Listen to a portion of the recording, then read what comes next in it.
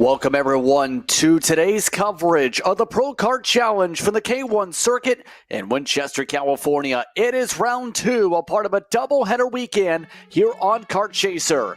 I'm Justin Prince. Alongside me in the booth today is Nate Dean as we get set for some action here on this beautiful Sunday morning.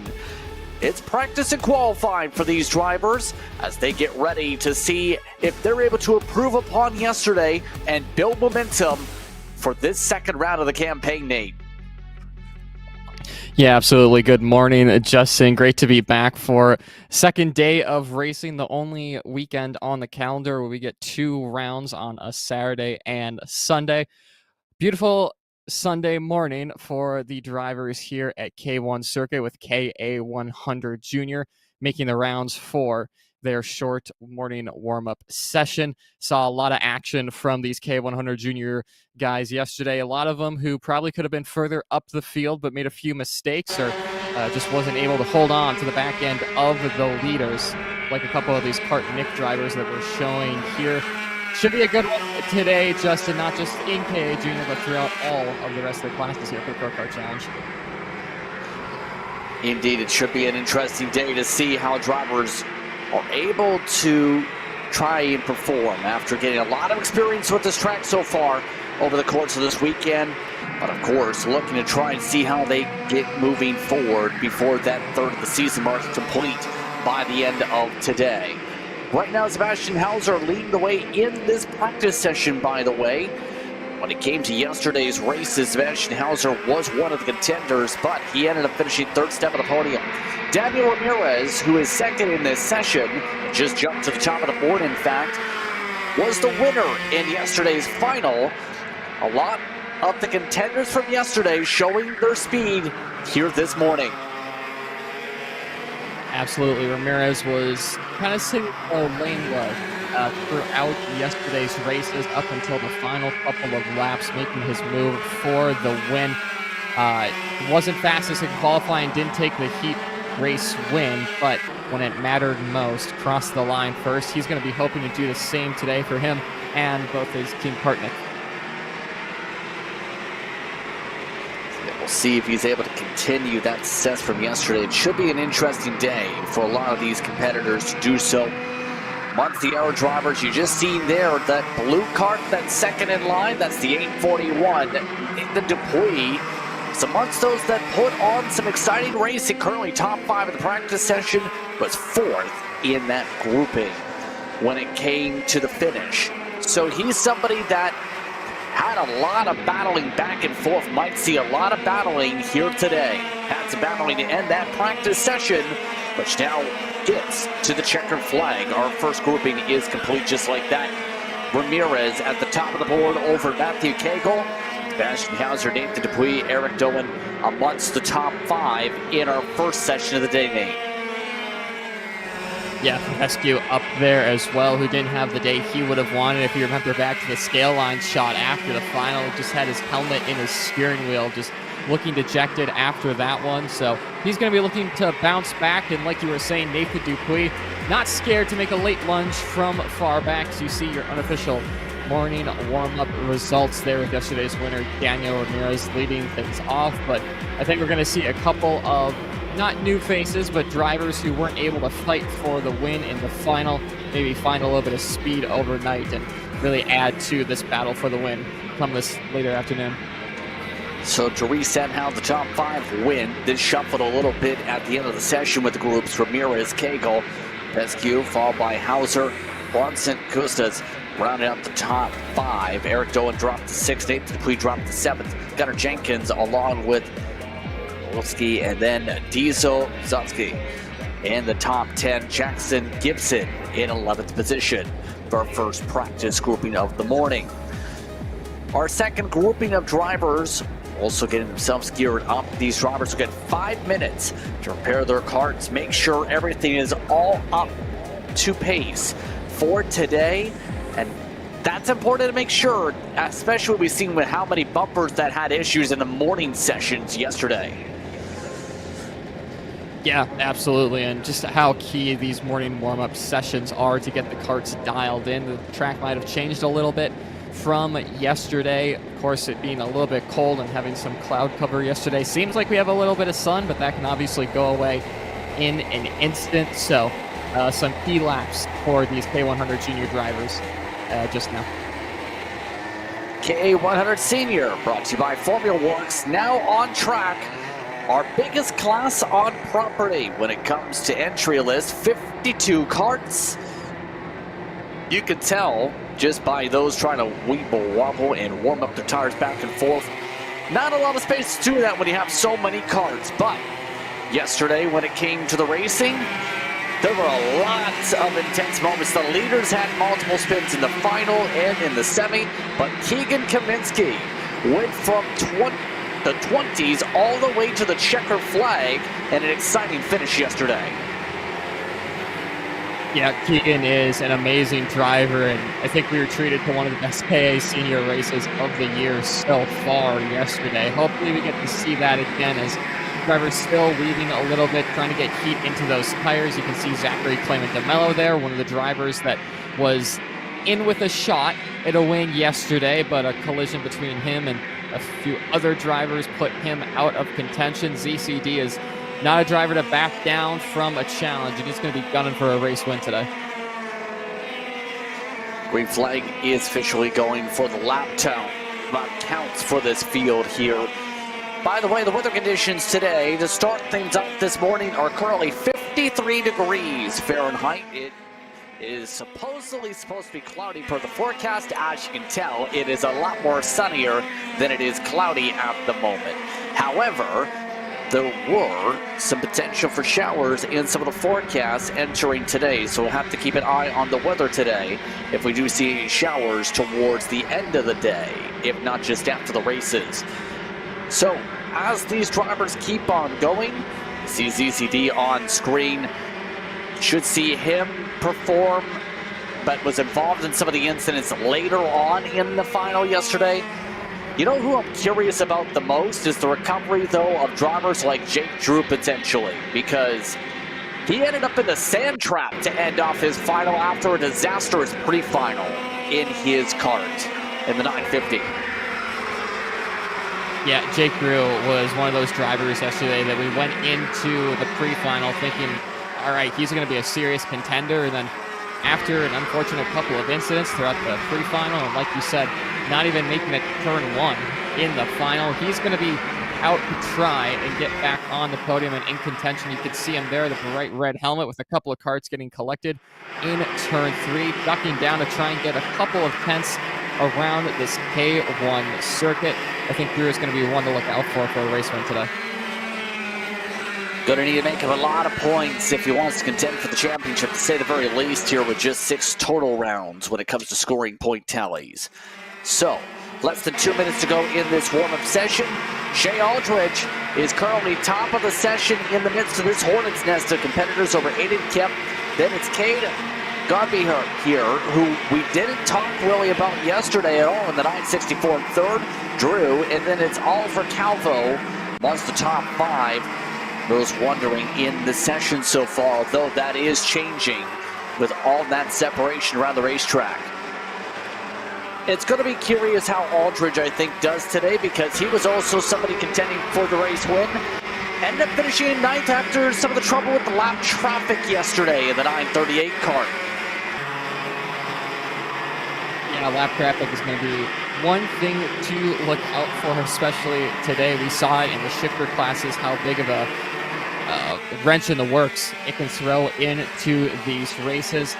Jake Drew, though, like we were saying, he's going to be out for blood today. He's top of the times sheet with Johnny Stamps in second. So GFC 1-2 for the time being. And yesterday's winner and reigning champ, Keegan Kaminsky, inside that top 5. Currently sitting in the 4th spot. Looking good going into qualifying for the GFC boys. And Drew definitely backing up what we see flashes of yesterday before some of the troubles. 103.7 is that top time for the time being, and he's working in the midst of some of his teammates and actually making some passes. Some of these karts at the moment, the 947 there with the move. Checker flag on the track. We'll see where the official times finalize, as there is a lot of track separation at the moment. Calvo jumping up with Jay Aldridge as well. The 103.7s. Looks like most of the field has completed their laps, but it is Calvo who's at the top of the board. 103.713 is the fastest time in this practice session. Calvo showed good speed too yesterday before some of the troubles. He finishes over Aldridge, Stamps, Drew, and Rocky Moran rounds out the top 5. ZCD in 6th. Then you have Quiddy, and then it's John Dunnigan, followed by Kurt Harnesh with Josh Campbell in the top 10. Calvo is going to be someone to keep an eye on, I think, today too. Absolutely, Justin. Just taking a look at the top 6, all separated by less than a tenth. If we keep this going into qualifying, it should be fun to watch. But how about Oliver Calvo after him admitting that just made a mistake on his part yesterday that took them out of contention for the win. He's going to be trying to back up the pace we saw yesterday. You can see the results scrolling through. You can pick out your favorite driver from this huge class we have in KA100 Senior. Qualifying for these guys should be interesting to watch indeed, but that's going to come later on in the morning as we have Mini Swift presented by HRT Driver Development up next. 16 entries on the list today for the Mini Swift. For those competitors, how did they do yesterday? For those wondering, well, yesterday when it came to the final for Mini Swift, it was Luis Martinez holding up Nathan Ramirez in some back and forth at the very end. Those drivers put on a 15-second cushion over the rest of the pack by the checker flag. Now, today's a different day. We might see things go different, but Martinez and Ramirez had a lot of pace in their karts at the very end of that day yesterday. Yeah, a lot of different drivers up there showing pace at different times throughout the race. You have to think that, obviously, with yesterday under their belt, that there are going to be more drivers who have figured this circuit out. For the drivers that were battling for that win, there's not a ton of time to find, but for the teams and kids in and outside that top 5, they're probably going to have found a few tenths overnight. Seen some of the views around K1 circuit. We talked about this circuit yesterday. One of the newest tracks in the country. A lot of expectations when it comes to this facility with all of the development that took 8 years of work to get to this point. It's also the first outdoor electric Pro-Kart rental program here at this facility in the country at this Grand Prix circuit road course.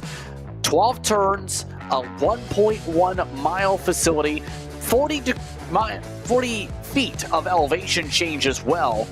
It provided some difficult moments for some in the midst of traffic, as we touched upon already, but this facility also has a lot of drafting opportunities, as talked about yesterday.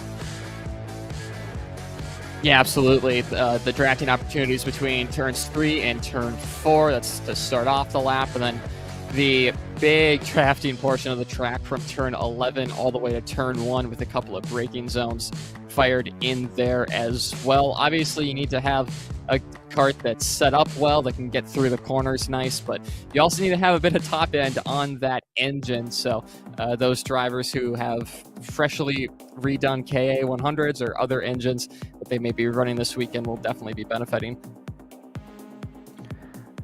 Yeah, the top end speed's been pretty critical for some of these drivers who seem to be able to make some moves when they want to. And some of our crew members have mentioned that being some of the keys amongst this pack with some of the drivers that have had great success where they know they have great top end. And well, that top end speed carries them to the point. But still in the midst of preparing for this next session of drivers at the moment as we continue on our preparations in the midst of this practice grouping. Remember, we're going behind the paywall at approximately 10:20-ish after qualifying is complete for the Pro and Master shifters when they are competing. Look behind the paywall for the pre-final and the finals for today. Once again, be sure to subscribe and be able to join in on the memberships for Kart Chaser. Be able to keep an eye on the racing action today. There was some intense moments yesterday that made the socials. Now it's time to get social on the racetrack the field getting the command to go as we see these drivers now see what they can do here on day 2 of the season. Yeah, and of course it is just a warm-up session. It's 4 minutes to just get everything ready to go. But like you were saying, for a lot of these drivers who didn't have the pace yesterday, they're going to be doing some setup changes to find something before qualifying. So you really have to lock in and get a good representative lap down to help your team members figure out where that pace is, if that change worked, and then dial it back, go even further on whatever that is, whether it be ride height, track width, a whole multitude of changes you can make on these karts. So you can already see a couple of teammates working together and try and do a bit of a race sim, bug wrapping each other down through turns 12 and 13, crossing the line to take the green flag. Be interesting to see what lap times we get, and if Luis Martinez and Nathan Ramirez can back up their dominance from yesterday. See some of the teammates battling, some of the different karts, I should say, matched up together battling. That's the 160 and the 176 going side by side. That's Colasado, who had a very quiet but solid finish yesterday. He's with Asher Bizanski battling back and forth as they are the top 2 karts at the moment. And it's also curious to see today which drivers I think make a case to be able to rise up and be able to perform much better than yesterday. Hey, what's kind of that mindset if you want to try and improve upon yesterday, knowing we've seen some drivers that had great speed yesterday but didn't have the track position? Yeah, absolutely. I think a lot of the teams will have been talking to the drivers that were third on back of like, listen, I know you want to fight for positions. I know you want to be in front of the kart in front of you, but we can't have another race and another final where you're 15 seconds back for the lead fighting for a podium. It's just, you can't have that again. You want to be in that fight at the end, not messing around for 4th or 5th on lap 2. Just like a kart gets by, fine. If they're faster, work with them, but do not lose that lead packer out here.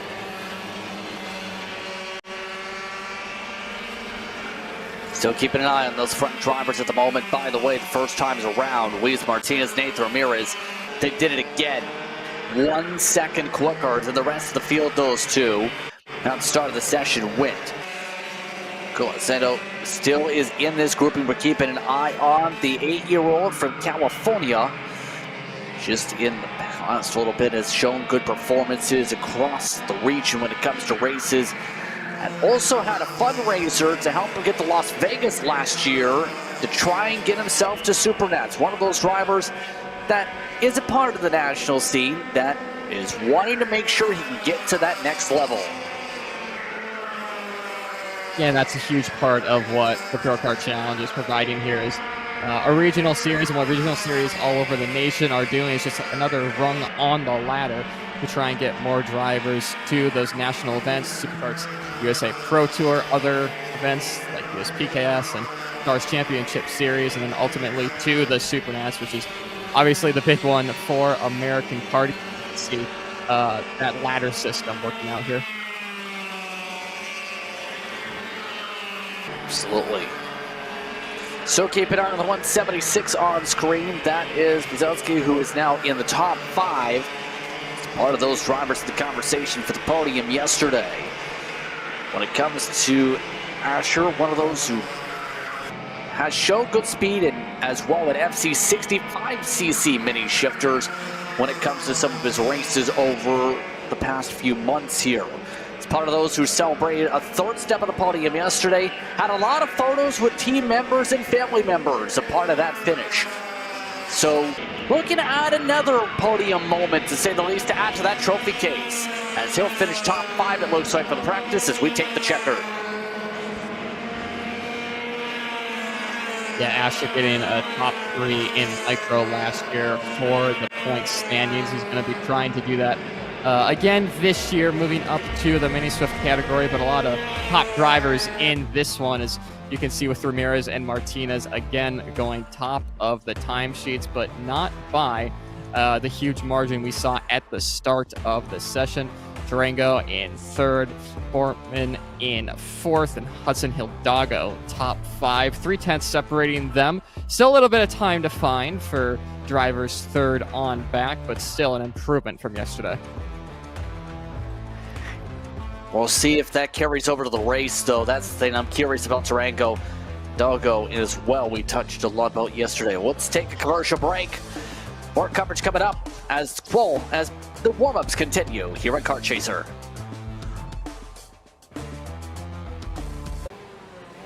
Brandon, why are there all these charges for just over $200? I'm tired of all this Brandon business, okay? Brandon this, Brandon that. Why are there all these expenses on AKR over $200? We know, okay? Take a walk with me. At Shop AKR, they have everything you need to start racing at a very cheap and affordable price. They have MXC rims, they got chains, electrical stands, tilt seats, they got MXCs. And if you didn't know, on top of that, any purchase in the continental US over $200, that's free shipping. Hey, aren't you supposed to be in the AKR Anonymous meeting over there? Dude, I'm doing a commercial. Dude, we have no time. It's about to start. Stop. We all love Shop AKR. Me? More than others.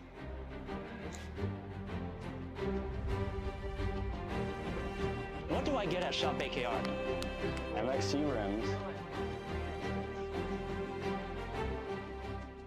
Ready to elevate your racing game? Introducing Apex, your 24/7 personal karting coach. Apex is your ultimate racing companion. Get expert advice anytime, anywhere. From setup tips to mental strategies, Apex has you covered. Fine-tune your car for peak performance. Get personalized advice on adjustments like tire pressure and chassis settings. Apex helps you master the track, from overtaking strategies to wet weather driving techniques, and to resilience to perform under pressure. Apex keeps you focused, confident, and race ready. Using Apex is simple. Sign up, ask your question, and receive instant advice from top-tier coaches. With Apex, your personal karting coach, you're never alone. Get instant expert advice on everything from setup to technique. Unlock your full potential with Apex. Your journey to victory starts here. Happy racing.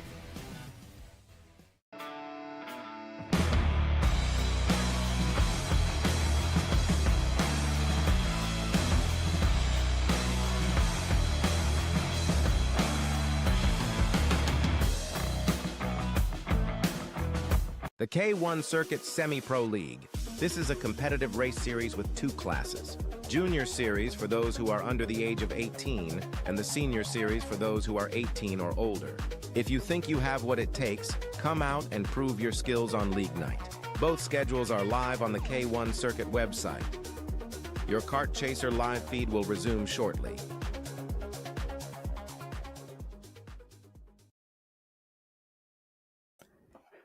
Welcome back, everyone, to the racetrack as we continue on with our warm-up and qualifying coverage. SKUSA Pro-Kart Challenge here this morning from K1 Circuit. KA100 Master by Mike Manning Karting is on circuit. And the man you see there, Logan Manis, well, he was the man who took the final yesterday. He ended up picking up the win over Tim Meyer, and is looking to back that up today. Meyer led a majority of the laps yesterday when you include the pre-final, but it was Manis that was in position and found a lot of pace in the final compared to what he did in the pre-final to take that checker flag over that blue and pink cart. Yeah, Tim Meyer just seemed like he was the driver to beat going into that final, but we saw a couple drivers get into that mix for the win.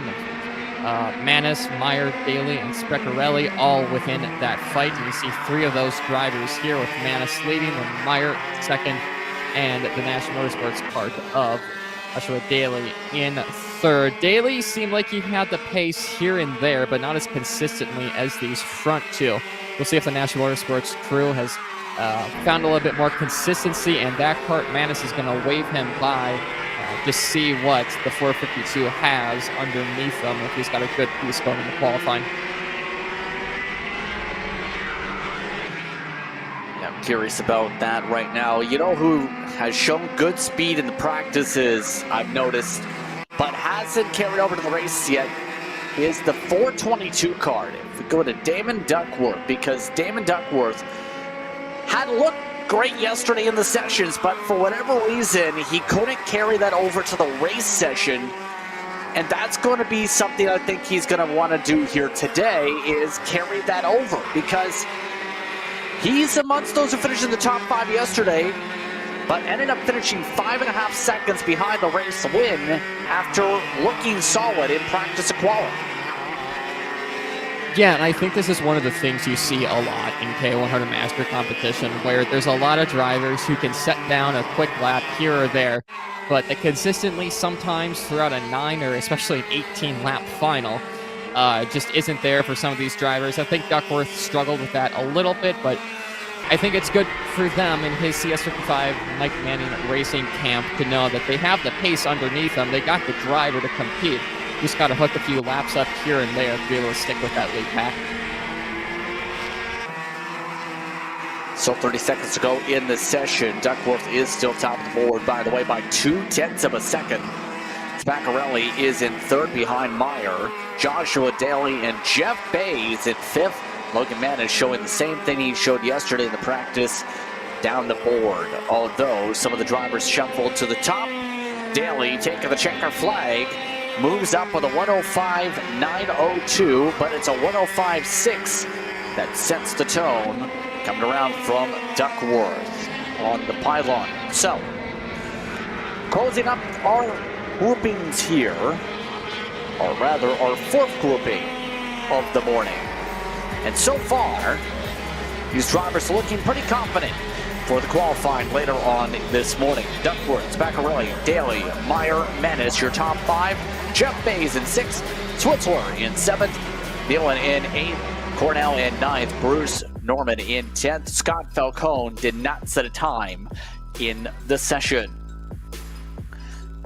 So overall, pretty productive, to say the very least, for these drivers. Half of our warm-up sessions complete.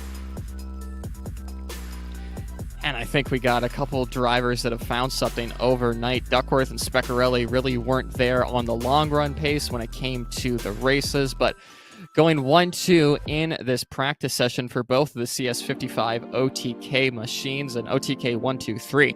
Actually looking at it, and then you have Logan Manis in there as well. Obviously with the cooler conditions, that OTK chassis is going to do a lot better, but as the day goes on and the track heats up, they're going to most likely have to take some grip out of that car to stop it from getting too stuck. So with that, it's now time for our next grouping, and this was the debut class that is now going to hit the racetrack next for its second time. This series history, FZ125 spec by P1 Engines Incorporated. These drivers put on some interesting racing yesterday, and now we'll see if the interesting racing continues on today for this shifter class. Truly Adams went from the back to the front to win by 2.3 seconds yesterday in the 347 over Dane Adelson, Matthew McCoy, Jonathan Bissoff, and Wes Lee were the top 5 yesterday. And I think you look at that win from Truly Adams, you see 2.3 seconds, started in the rear, got to the front. That tells one story, but the race itself told a completely different one of Truly struggling throughout certain portions of the race, kind of slowed down his pace a little bit towards the mid part and really put it back to 100 at the end of things. But Dane Idelson was a driver that was keeping him honest in the final couple of laps, really mounting a charge to the youngest driver in the field, just 14 years of age. For Truly Adams, Dane Idelson, the 18-year-old on that Burrow Art machine, will be trying to find a little bit more time on Truly Adams, who's making his way past 2 of his factory kart teammates now. This is going to be an interesting one to see if Truly Adams will be able to have a good qualifying and a good pre-final. Doesn't have to start from the back of the field again if the rest of the pack will have anything for him. Absolutely. And that's one of the drivers going to be keeping an eye on here today, too, is going to be the 317, one of the multiple factory carts in the field. And Jones, who ended up having to pull off the racetrack. He was amongst the top 5 driver yesterday in the pre-final. We'll see if that is going to be able to be improved upon after whatever happened to his kart yesterday that's seen him have to pull him 4 laps into the race. 317 so far amongst the top 3 or so, dropped down to 4th. In fact, so Adams goes with a 101.6 to start off this session. And Adams to the top of the timesheets, but not by much. Bischoff, like you said, right there. Idelson a little bit far back. He's going to have to find a little bit of pace on his piece. Factory carts 1, 2, 3, 4. Wesley, though, that we saw yesterday inside that top 5 on his comp kart machine, not letting the what is almost a spec factory carts class dominate that top 5. Still 2 minutes to go in this session at the moment, by the way. 18 cards on the entry list here for today. So what is kind of the mindset in a double-header weekend as a driver? When you enter a weekend like this, these drivers have been on property now for 3 days as well, when you combine the Friday practice sessions. What's kind of your mindset in this type of a weekend?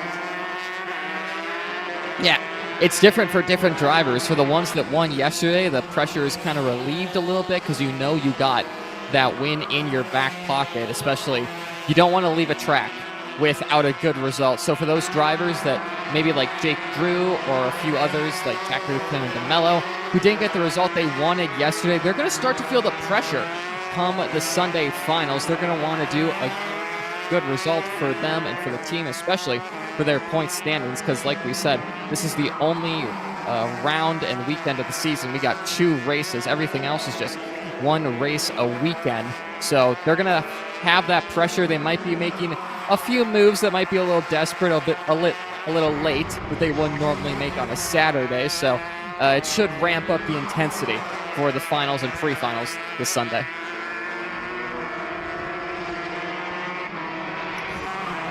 Absolutely. Adelson having some good speed, by the way, in this session as we cut ourselves to come to a close. It looks like coming up here, checker flag already just displayed for Wesley. So, this grouping of drivers just about all set to go. Want to join in the conversation? Why not say hello and be able to say how you're feeling about the racing action? If you're watching along for our broadcast today, be sure to get involved in the socials and say how you're enjoying the racing action today here on Kart Chaser. Seeing the rest of the shots around this racetrack as we finish up this practice grouping. Still 3 more groupings of drivers to go as we get set to go racing. And I'm curious about this today because yesterday the temperatures were more at the 60-degree mark, Nate, in terms of the reading. However, the wind is still gusty today. How does the wind impact these carts? I mean, even though they don't look very aerodynamically efficient, they are very affected by the wind, especially when it comes down to the micro and mini categories and the KAs. If you get a crosswind, if you get wind pushing you from the back, it's going to help a ton, especially in the draft with how much this track is just draft dependent. Could be interesting to see how things go throughout today. If that wind changes throughout races, that could be another factor these drivers have to look out for. But we'll just have to wait and see how that wind responds and how the weather responds later today. By the way, how things went into session, it just closed up. Dane Adelson did hold on to the top spot over Troy Adams, Liam Jones. The top 3, they were separated by about 1/10 of a second. Matthew McCoy, Jonathan Bischoff in the 5th position. Villery finished off in 6th position. DJ Jenkins in 7th. Wesley in 8th. Michael Tollison in 9th. Jeff Krogstad was in the top 10 for that grouping. Looks like some of the officials just checking some things on the racetrack. Before we get going for our next grouping, the mini and junior shifters will go out together and will roll now together. Precision Karting, the backers for the minis. Nash Motorsports the backing when it comes to the junior shifters. As yesterday, Troy Ferguson stood out when it came to his ability to drive a cadet kart in the midst of a hornet's nest. It was actually top 5 overall, but when it came to the race itself, for when you break it down class by class, in terms of that podium, Eric Doan, he had a rocket ship in his set 543, 14 seconds up yesterday. There's a look at the other rocket ship in Ferguson. Yeah, Troy Ferguson had an incredible run yesterday, mixing it up with the junior drivers, especially having an engine that doesn't have the amount of power that those junior karts have. But one of the bigger factors for Troy as well, he's still on the same tires all around that kart, where the junior drivers will have much larger, grippier tires in the rear. Big thing there, you're able to get the power down a lot easier in a junior, where Troy is probably having to do a little bit more throttle control than the junior drivers. Yes, he has less power, but still, it's not an easy task for these mini drivers, especially with the 85-pound difference between the junior and the minis. It makes a little bit more sense why Troy was able to hold with those junior drivers throughout the corners, probably making up a ton of time on them, but losing them on the straightaway. We'll see how he does today overall. We're going to be expecting him to be fighting for the win with Brennan Eng like yesterday, but could we see a mini shifter on the overall podium at the end of the day?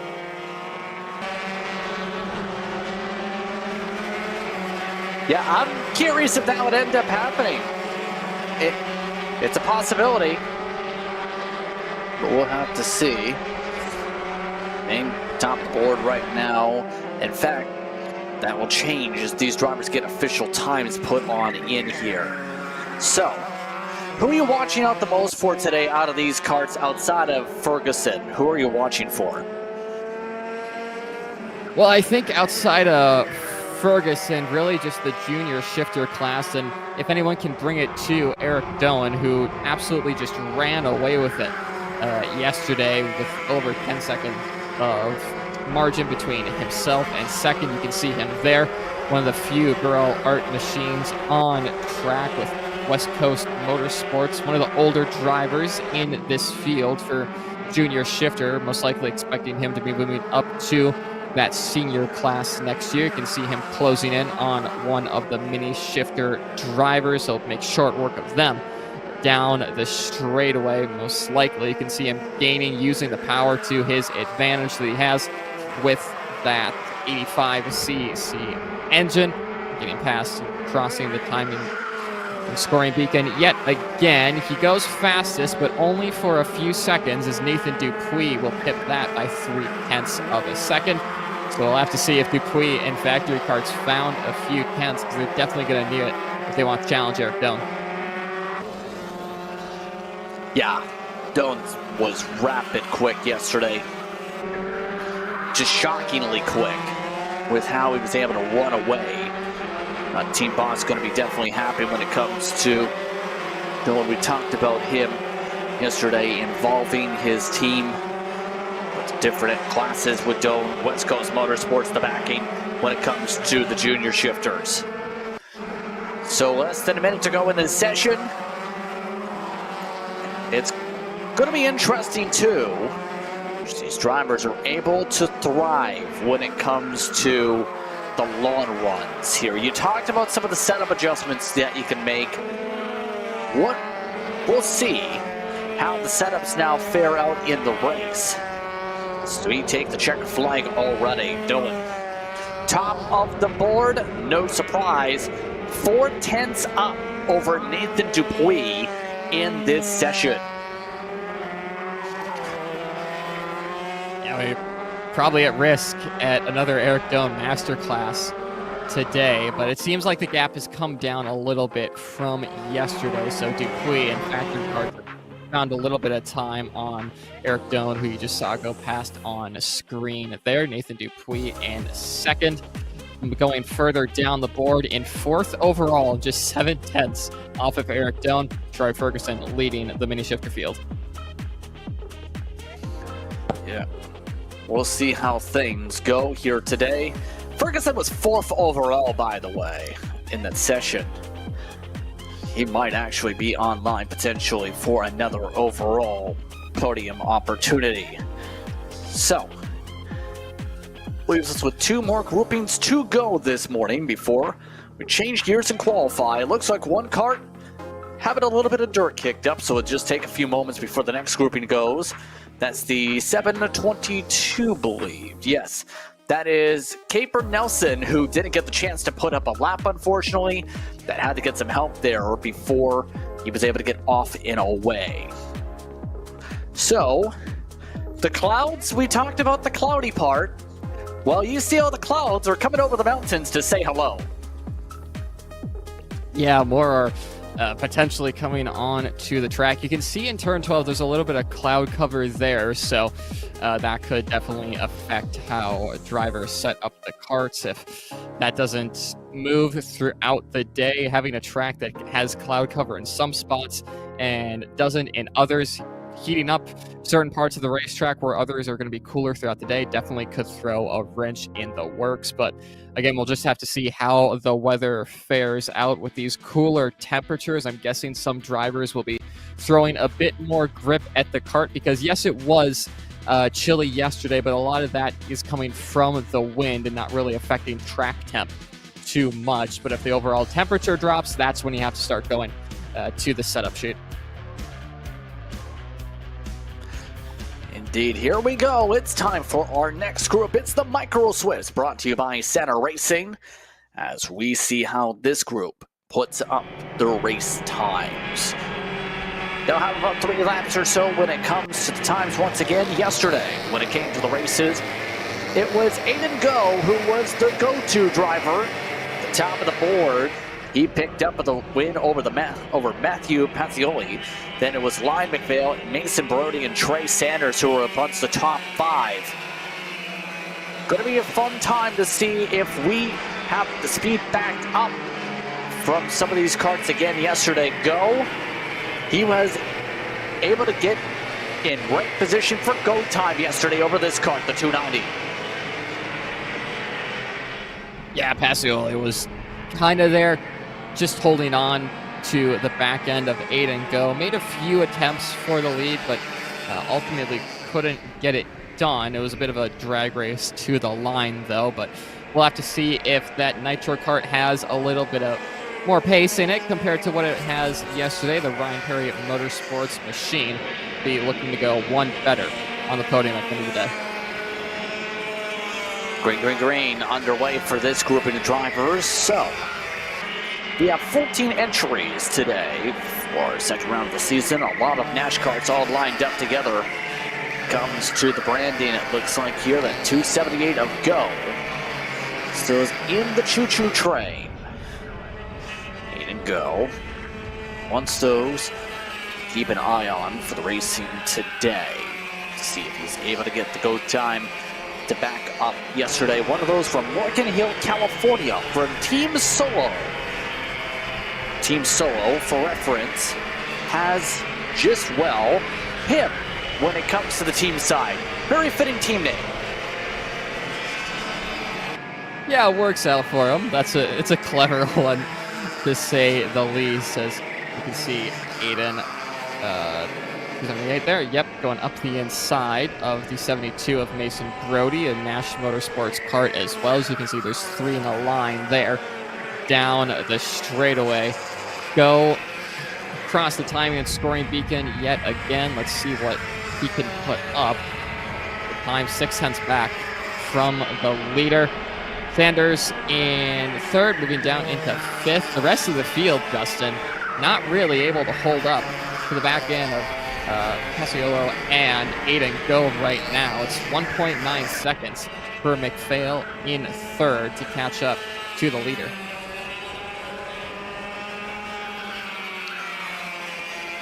Yeah, the top 4-2 yet again. Seem to be backing up the pace they had yesterday. they were able to do. So, no, Mason Brody is yet to time officially as well, so we'll have to see if that's going to change pretty soon. He is a man on screen at the moment in the 272 kart. So, this track has brought a lot of wide-range drivers from across the West Coast. It's not just Californians in these races. You have people from Colorado, you have people from Oregon, a couple people from the Midwest, from the Great Lakes region, as we talked about coming in. A wide spread of drivers want the opportunity to compete for SKUSA entry for some of these classes in these events.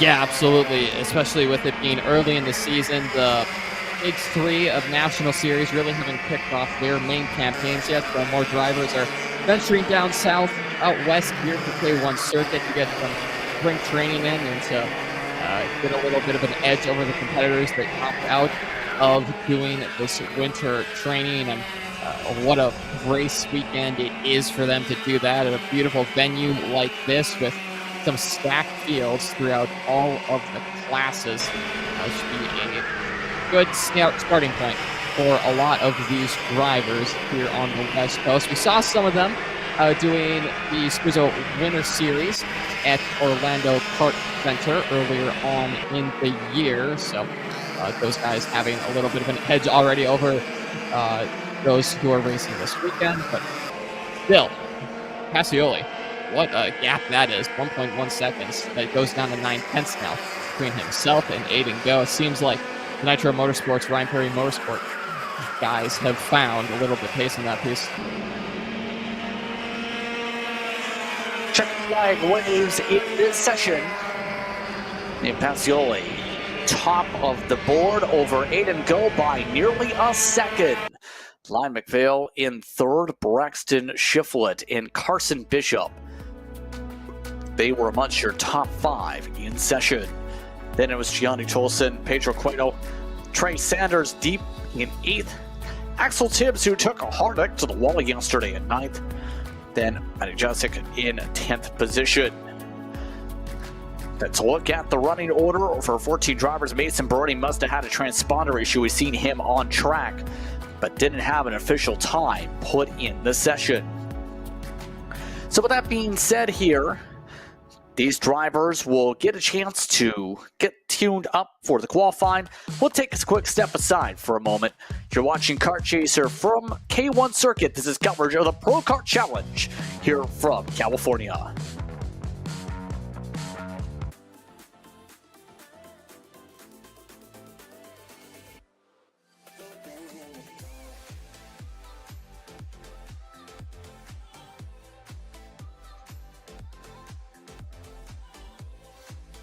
Are you looking to take the next step in your racing journey?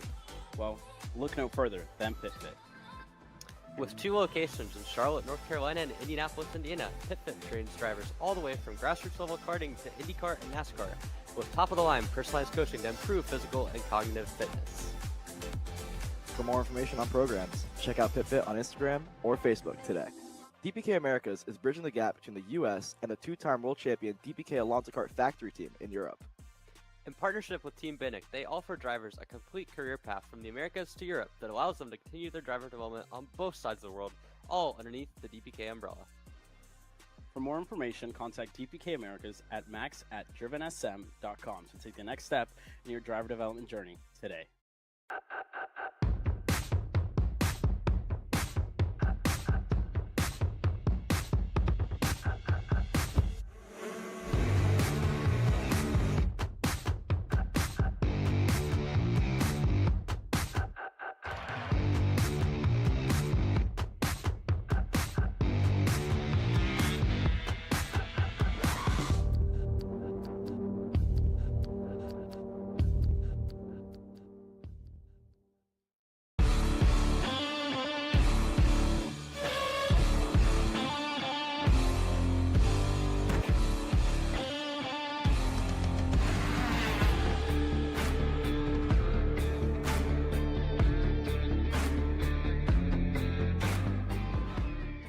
K1 Circuit, the world's greatest outdoor karting facility, is now open. Open karting and rental session schedules are available online. Rentals will resume today after the race event at 5 p.m. Thanks to Kart Chaser for live streaming the event at K1 Circuit. Your coverage will resume shortly.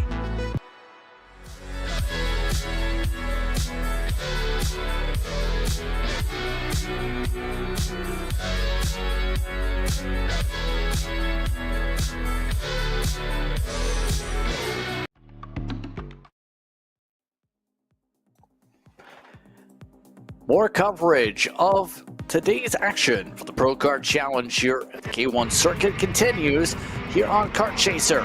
It's time for Pro and Master Shifter, brought to you by Precision Racing Engineering when it comes to the pros, make power engineering when it comes to the Masters. Reminder for those watching along that K1 Circuit's Arrive and Drive Rentals will be open from 5 to 10 p.m. after the event today for those who want to be able to hit the racetrack themselves. Kyle Wick, top of the board. He and Billy Musgrave put on a show yesterday, Nate. Yeah, it was an absolutely amazing one to watch between two of the best on the West Coast, Kyle Wick and Billy Musgrave for GFC and Factory Kart. Hopefully we get the same again today, but I assume they're probably not going to go as hard in this final later on this afternoon as what we saw yesterday. If you haven't seen it, go and watch the replay that's on YouTube for those members. Incredible race. Hopefully we get the same today. Hopefully we get a few more drivers like Micah Hendricks involved, Hunter Pickett, who didn't have the race he would have wanted, Ethan Boer as well on that GFC. Had a ton of pace in the middle portion of that race and almost faster than the leaders for most of it. So yes, it was a two-part battle for the win yesterday, but we have the potential to have about 5 or so different parts if everything goes our way. It should be an interesting day to see if anyone's going to be able to adjust on the speed. By the way, couple different contenders right now. The Masters showing some speed. Boral Dubchenko currently leading that session for Slava Hutko at the moment. Some of the drivers yesterday down the order, in fact, when it comes to that. In fact, how things are going currently in that session. Yesterday's winners, by the way, Kyle Wick, of course, picking up the win over Musgrave after some hard battling. It was Travis Irving who picked up the win yesterday in Master. The thing is, though, for the Masters side, a couple of those drivers looks like not amongst that list of drivers in this session. So we may see a different winner, it looks like, for the Master portion of the card here this afternoon. Yeah, absolutely. And a couple of these drivers maybe deciding not to go out or set representative lap times, so we'll have to see there. But yeah, Master Shifter is always one that kind of gets overshadowed a little bit because we have Pro Shifter on the track at the same time, and especially like a race we had yesterday didn't cover Master Shifter as much as maybe we would have wanted to, but still out in front though. GFC 1-2-3, Gary Carlton's going to be liking that one. Kyle Wick, Ethan Boer, Hunter Pickett lead the way. Billy Musgrave down in fourth, need to find about 3/10. You can see Boer, the 7, Hunter Pickett as well there. As Musgrave finds that time, Ethan Boer improves as well, and Kyle Wick rounding out the top 3. And those top 3, Justin, separated by less than a tenth at a 1.1 mile track in a shifter kart. That is nothing. Yes, indeed. Billy Musgrave, top of the board over Ethan Boer in session. The session going quickly with Kyle Wick in the top 3, all separated by 75/100ths of a second. Then it was Weisberg in the 4th position, then 10th in the top 5. Hunter Pickett in 6th, Anthony White 7th, Micah Hendricks in 8th, Anthony Freeze back in 9th. Then your Masters with Boral Dubchenko in the 10th position for that grouping of drivers and the first for that class. So, warm-ups are complete just like that. It's time to re-rack them and stack them here. Nate, qualifying is coming up next in a few minutes. Yeah, these drivers now knowing what kind of pieces they have underneath them All of them will be going back to the tents and most likely making some changes to get these karts ready to go for a short qualifying session where it's going to be key to a good race day, especially for the drivers in K100 Junior and KA100 Senior, those huge classes where track position is everything. You have to nail a lap around this 13-corner, 1.1-mile circuit.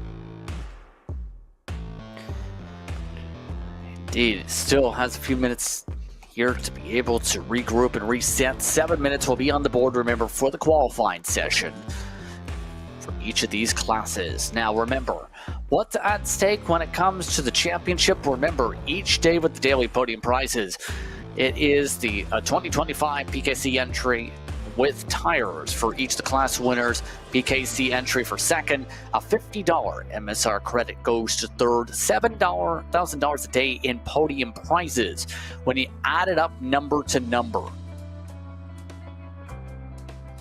Yeah, a lot of prizes that these drivers are going to be wanting to go for in not just KA Junior, all the classes as well. Like we said, Supernats entries on the line at the end of the year championship. So drivers are going to want to be gunning for that along with championship glory. You can see beautiful K1 circuit we are at, just waiting for the super speed bearings KA100 Junior drivers to head out. 35 of those are due to start for qualifying, and if it's anything like we saw yesterday, it's going to be the finest of margins at the head of the field. Absolutely. For those wondering how qualifying went yesterday, just to stack things up, for example, for KA100 Junior, just to give an example, it was 42 100ths the difference for the pole yesterday. Pescu over Hauser. We see how Pescu dropped in the order, unfortunate for him, once the races got themselves started. So track position's key. It's also a skill to keep that track position once you get it. Yeah, absolutely. You can put down a lap time any day of the week and be quick around here, but if you're not able to back that up lap after lap, not able to work with the drivers around you and make your way forward, then you're just going to be falling down at the field. So yes, qualifying helps. Yes, starting towards the front of the pack helps. But if you don't have the racecraft to back it up, these K100 Junior drivers are going to struggle throughout the 9-lap pre-final later this afternoon and the long and grueling 18-lap final to decide the hardware. Underway for our first quali session of the day. Again, it's the KA100 Juniors, brought to you by Super Speed Bearings, now on track. We'll see how the Hornets Nuts fares out of drivers. The 876 is the one leading these karts around the racetrack. That is Bronson Custas, that's starting off this qualifying session with clean air. I'll ask this question again for those who missed yesterday. Do you prefer to be in the pack? Do you prefer to be further in a line like this, or do you want the clean air? What's your preference? Personally, in a qualifying session like this, I am A-OK splitting the air, being at the front of this pack. That being said, though, if you're leading the pack, you have to be consistent. Absolutely zero mistake. Nail the apexes, the braking zones, on throttle points every single lap. Because if the driver's behind you seeing mistakes in their mind, even if you are going quicker, you're at the top of the board, they're going to be thinking, okay, so he can't lead as the 825 National Motorsports machine goes around. That's John McClellan and a few more. There might be oil or dust debris on track there at the final corner in turn 13. But back to the point we were saying, if you're going to lead, it's a hard task because you have to be perfect. You have to have the confidence of the drivers behind you. Otherwise, there's going to be some shuffling for position that happens throughout the session, which we saw a ton of as one of the PFC drivers making his way past, like Popescu, Hagel, and Eric Doan in there as well. Those are 3 karts, Justin, that are most likely going to be fighting for pole position. They were all incredibly fast yesterday, and Dupuis in there as well. Yes, indeed. See some battling as some of these drivers try and find themselves a good spot in line to be able to get some qualifying laps put in. See where the times fall for the first time around. Starting things off with the 106s drivers, but it's the 105-2 that jumps to the top and stands out already. Sebastian Hauser starting off the session immediately, striking quickly. As you take a look at Dupuis, he's currently 5th. Yeah, and Hauser on that HRT OTK machine. Not really surprising to see that kart go quickest first. Of course, those OTKs having a lot more built-in grip, especially at the start of the session, compared to the likes of Burrell's or other chassis manufacturers of your choosing. He's going to have to be careful, though, that that kart doesn't fall off throughout this session and get too locked down to the track. But for the time being, Hauser, a substantial margin of about half a second to Hagel, Popescu, Aaron Scott, and Nathan Dupuis, your provisional top 5, but still a lot of time left to mix up this order. As you see, Hauser goes across the timing scoring beacon. Again, he will back that up by 0.4 of a second. Popescu and Kagel, who are working together, the Formula Works GFC drivers behind. And then the likes of Nathan Dupuis, who we saw in with a shot at it yesterday, down in 5th. And then yesterday's winner, Ramirez, down in 6th, 0.4 off. They're going to need to find a couple of tenths of a second for that Team Kart Nick camp if they want to be fighting for a win again.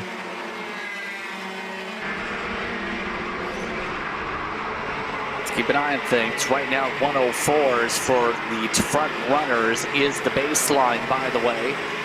62 100ths of a second. E14 still leading this grouping on screen. That is Daniel Ramirez that's working right now with the 888. Straight Camusili. Also have some others like the 832 of Hauser, who is in this queue trying to build up draft here.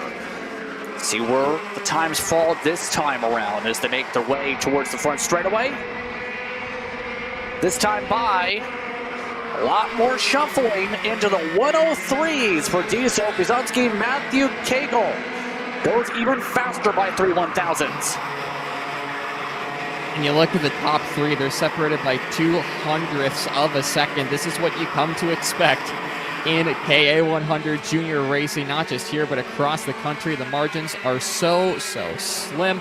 As you can see, Popescu and Kagel continuing to work with each other, making their way out of the S's and into the braking zone of turn 9. Looked like Kagel thought about a move on Popescu trying to lead, but like what our KC camera crew were saying yesterday and feeding us information, who are trackside and able to get a better gauge than us in the booth, Kagel has a very strong engine on his BFC machine, as they'll be making their way on to the back straight now. They got a little bit of time to try and catch up to yesterday's winner, Hauser, who, not winner, one of the contenders, as he goes fastest overall for the time being by 0.008 of a second.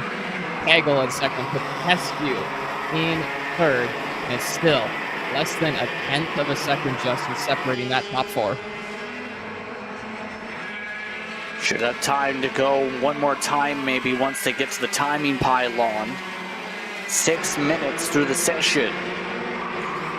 Amongst some of the drivers that have not hit racetrack, by the way, Braden Wagner, who we've seen good speed of, has not jumped on the racetrack. John McCollum, after that spin, has not been able to move past 29th in class. Drivers like Jackson Gibson currently in 15th. Nathan Dupuis is in 11th at the moment after being one of the drivers that looked solid yesterday. So, let's find out if we're going to see some shuffling at the pylon this time by. It's going to be close on time here for the laps. It looks like they'll get about 20 seconds as a cushion. Hauser jumped to the top. He jumps to the top of the pylon over Popescu. Kagel, Zonsky, Daniel Ramirez stays in the top 5. They'll have one more time around as there's the signals.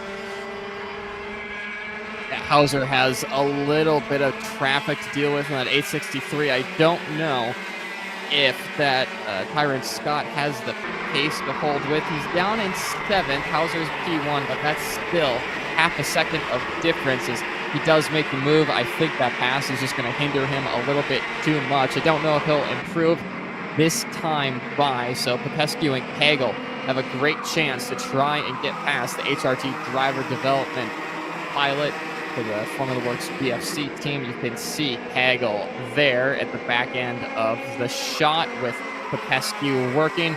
Final few drivers are going to be coming across the line to take the checkered flag. What do we have on this time and scoring pylon? Yesterday's winner, Ramirez, provisionally goes fastest by 2 thousandths of a second. Rest of the field unable to respond to that one. And provisionally, Daniel Ramirez will stand on pole position going into the pre-final later today. So top of the board, Daniel Ramirez, 2 1/1000ths of a second over Brzezinski. Then it's Sebastian Hauser who will start in third. Skewing fourth over Matthew Kegel. Then it's Jensen Chelsky, I should say, in sixth position. Tyrone Scott, then Bronson Kustas, then Eric Doan, and Nathan Dupuis does get a top 10 in session. Couple notables that are outside the top 10 include Jackson Gibson in 12th, Sergey Kemsili back there in the 13th spot.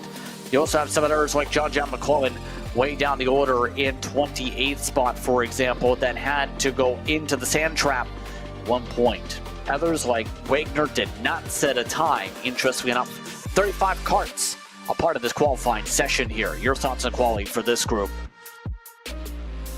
Yeah, a couple of drivers down in the order. Obviously, that's going to happen in qualifying sessions. Not everyone's going to hit the mark every time, but like we saw yesterday for John McClellan in the K100 junior class, starting in 20th isn't the worst thing. In K senior, excuse me. It worked out for Keegan Kaminsky going from 21st, 23rd to the lead, but still, it's a big task for John McClellan. Luckily for him, he's got a couple races to get his way back up to the front of the field. Absolutely. Next grouping of drivers getting themselves preparated and ready to make their way into the racetrack will be the KA100 seniors by Formula Works. Remember, these drivers having a massive field. Just earlier in the sessions, it was Calvo who set the fast time. The 103.7s over Shea Aldridge, Johnny Stamps, Jake Drew, and Rocky Morin did get in the top 5. Of course, one of the corners around here, of course, named after the Moran family. Once the track designers, Rocky Moran Corner, after on turn 3. A lot of work going into this facility for the Moran family to be able to design this track. And now they'll see the carts hit the track for our second qualifying session.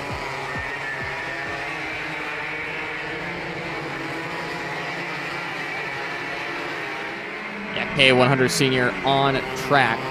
One of the classes to watch yesterday, if not the best race we saw, is drivers swerving left and right, desperately trying to get any bit of tire temperature into their karts, and also having to deal with track position. You see Oliver Calvo there, the 956 Speeds Concepts racing machine. He's a driver that we're definitely going to be watching throughout the day. Like we said in the show yesterday, is a Supercars USA Pro Tour winner in K100 Senior last year at Newcastle Motorsports Park, sweeping the weekend, getting 2 wins there. Is an impressive run for him, and he's become a driver in K100 Senior competition that whenever he's on the entry list, you know he's going to be fighting for wins. But just ahead of him, Jake Drew, who didn't have the start of the weekend he would have wanted for Formula Works and GFC Racing. You can see him with the black and white cart and the red helmet there, leading the way of this battle pack, deciding to just go, not worry about track position, and pull to the inside like other drivers. Jake Drew is going to be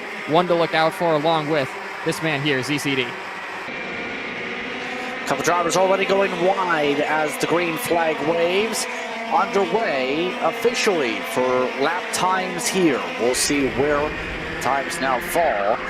Part of this session, Drew, mind you, in that warm-up set 103.9. Was one of the drivers at the top of the board for a little bit in the warm-up session amongst those 3 or so laps they got then. Of course, Jake Drew amongst those with ARCA Menard Series experience. It's also as well NASCAR Classic Truck Series starts. And his time picked up the 2022 West Championship in the ARCA Menard Series, in fact, back a couple years ago. And right now is one of those that seems pretty focused on making sure he stays aerodynamic here down these straightaways. Yeah, you want every 100th of a second that you can get. And Jake Dew doing a very good job to get almost fully underneath that steering wheel to reduce the drag of that DFC kart. He'll be crossing the timing scoring beacon to set a lap time. And unsurprisingly, Jake Drew and Keegan Kaminsky go 1-2 for GFC and Formula Works, two drivers that we will definitely be having our eyes on. Oliver Calvo, not the opening lap he would have wanted, but like we saw yesterday, he and Speed Concepts like to have a kart that come in at the end of the session. So yes, he's down 11th, 9 seconds back, but nothing to worry about for the Speed Concepts driver. Good start to the session for Drew. Kaminsky in second. Then you have Geraldo Peralta up in the top 3 right now. That's a name we didn't see too much of. In fact, don't think we really discussed yesterday. Aiden Kemp and then his Archer Eversman. Top 5 after the first times around here. So a few drivers at the very least showing flashes of speed, but we're about to see true signs of speed here pop up at the timing pylon. Let's see where the times now go for the second time around. Jake Drew had to pass somebody there, was actually slower that time around. ZCD takes advantage, goes to the top of the board. Clayman DeMello retakes that top spot. ZCD gonna provisionally start where he likes to be the most, leading the race and controlling that race, which he does so well.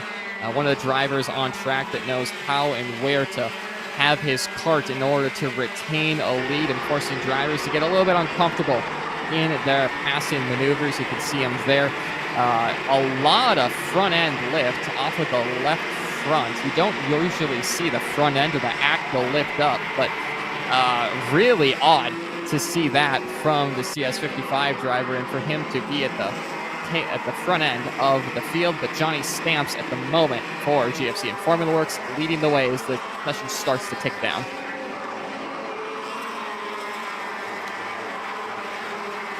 Absolutely here. A few drivers going wide a little bit. Drew falls down a bit down the pylon. Isaac Gutierrez just set the fastest time on the track. The 980 kart wasn't in the conversation yesterday and now has jumped to the top. That's interesting. We'll see if that sticks for Gutierrez. That's very interesting indeed. When they came to K1 circuit last season, he had a best finish of 17th in the final round of the season. A couple of karts going wide there. That's not what you want to be doing in qualifying, boys. I think that's the 87 kart that is off. Might be wrong, but we'll get an idea on that later. They will continue. But Isaac Gutierrez still holding strong at the front of the field. There's Oliver Calvo backing out of the pack, probably looking for a bit of a draft, and timing that to perfection is Oliver Calvo, leaving a little bit of a gap, but enough for him to close in on those drivers throughout the technical section to have a good draft going down from turns 12 to 13. It's going to be crucial for a good time around here. Jake Drew to the top of the pylon, takes it away from his GFC teammate of Gutierrez. That is by 0.2 of a second and is very close, just half a tenth away from breaking into the 102 mark. As one driver off there hard into turn 3. That's one of the Pantano karts, and that is their qualifying session over. That was the 970, Caden O'Connor, who was in 13th place in the session. That's unfortunate for him there, but final moments of the session. Drew at top of the board, Gutierrez, John Dunnigan, Gavin McCoon, Jackson Minshew. A lot of people found speed today, is kind of the point emphasized here. Kaminsky is in 10th in this session. How big a day makes a difference? Never mind, Kaminsky just jumped up to 3 1,000ths within the pole. Yeah, not surprising there from Keegan Kaminsky, one of the class drivers in this field. Checkered flag is out, so most of these drivers at the top of the pylon will get another opportunity to set a lap time. Minshew up to 5th on that Speed Concepts racing machine. We got a podium yesterday, but it's GFC Formula Works 1, 2, 3 with Drew Kaminsky and Gutierrez for the time being. We'll see if that sticks as they come through the final couple of corners now through turn 11 into the braking zone of 12, and then down the long back straightaway into 13 is Jake Drew and Keegan Kaminsky will be working off each other to give each other a bit of draft. We'll see if they can improve upon that time, Justin, as they make their way out of the final corner. Checker flag is out. No change up at the top of the board. Jake Drew stays there. Kaminsky has also crossed. Will we see a change with Gutierrez? The stellar qualifying session, the 980. Not yet. Dunnigan stays. Menchu stays. McCoon stays top 6. Stamps in 7th. It looks like we're complete here. So, just like that, Jake Drew does set the pole. Kaminsky in 2nd with Gutierrez in the 3rd position. Dunnigan and Minshew were the top 5. Then Gavin McCoon in 6th, Stamps in 7th, Peralta in 8th. Shea Aldridge, contender yesterday for the final, finished in 9th in the session. Calvo, top of the board in practice, could not replicate it. He was half a second back. Top 10, though, for qualifying. An interesting session, and a lot of the people who showed top 5, if not top 10 pace yesterday, that script flipped here today. Kemp in 26, for example. Yeah, and Zachary Clayman DeMello down 21st. Josh Campbell in 23rd.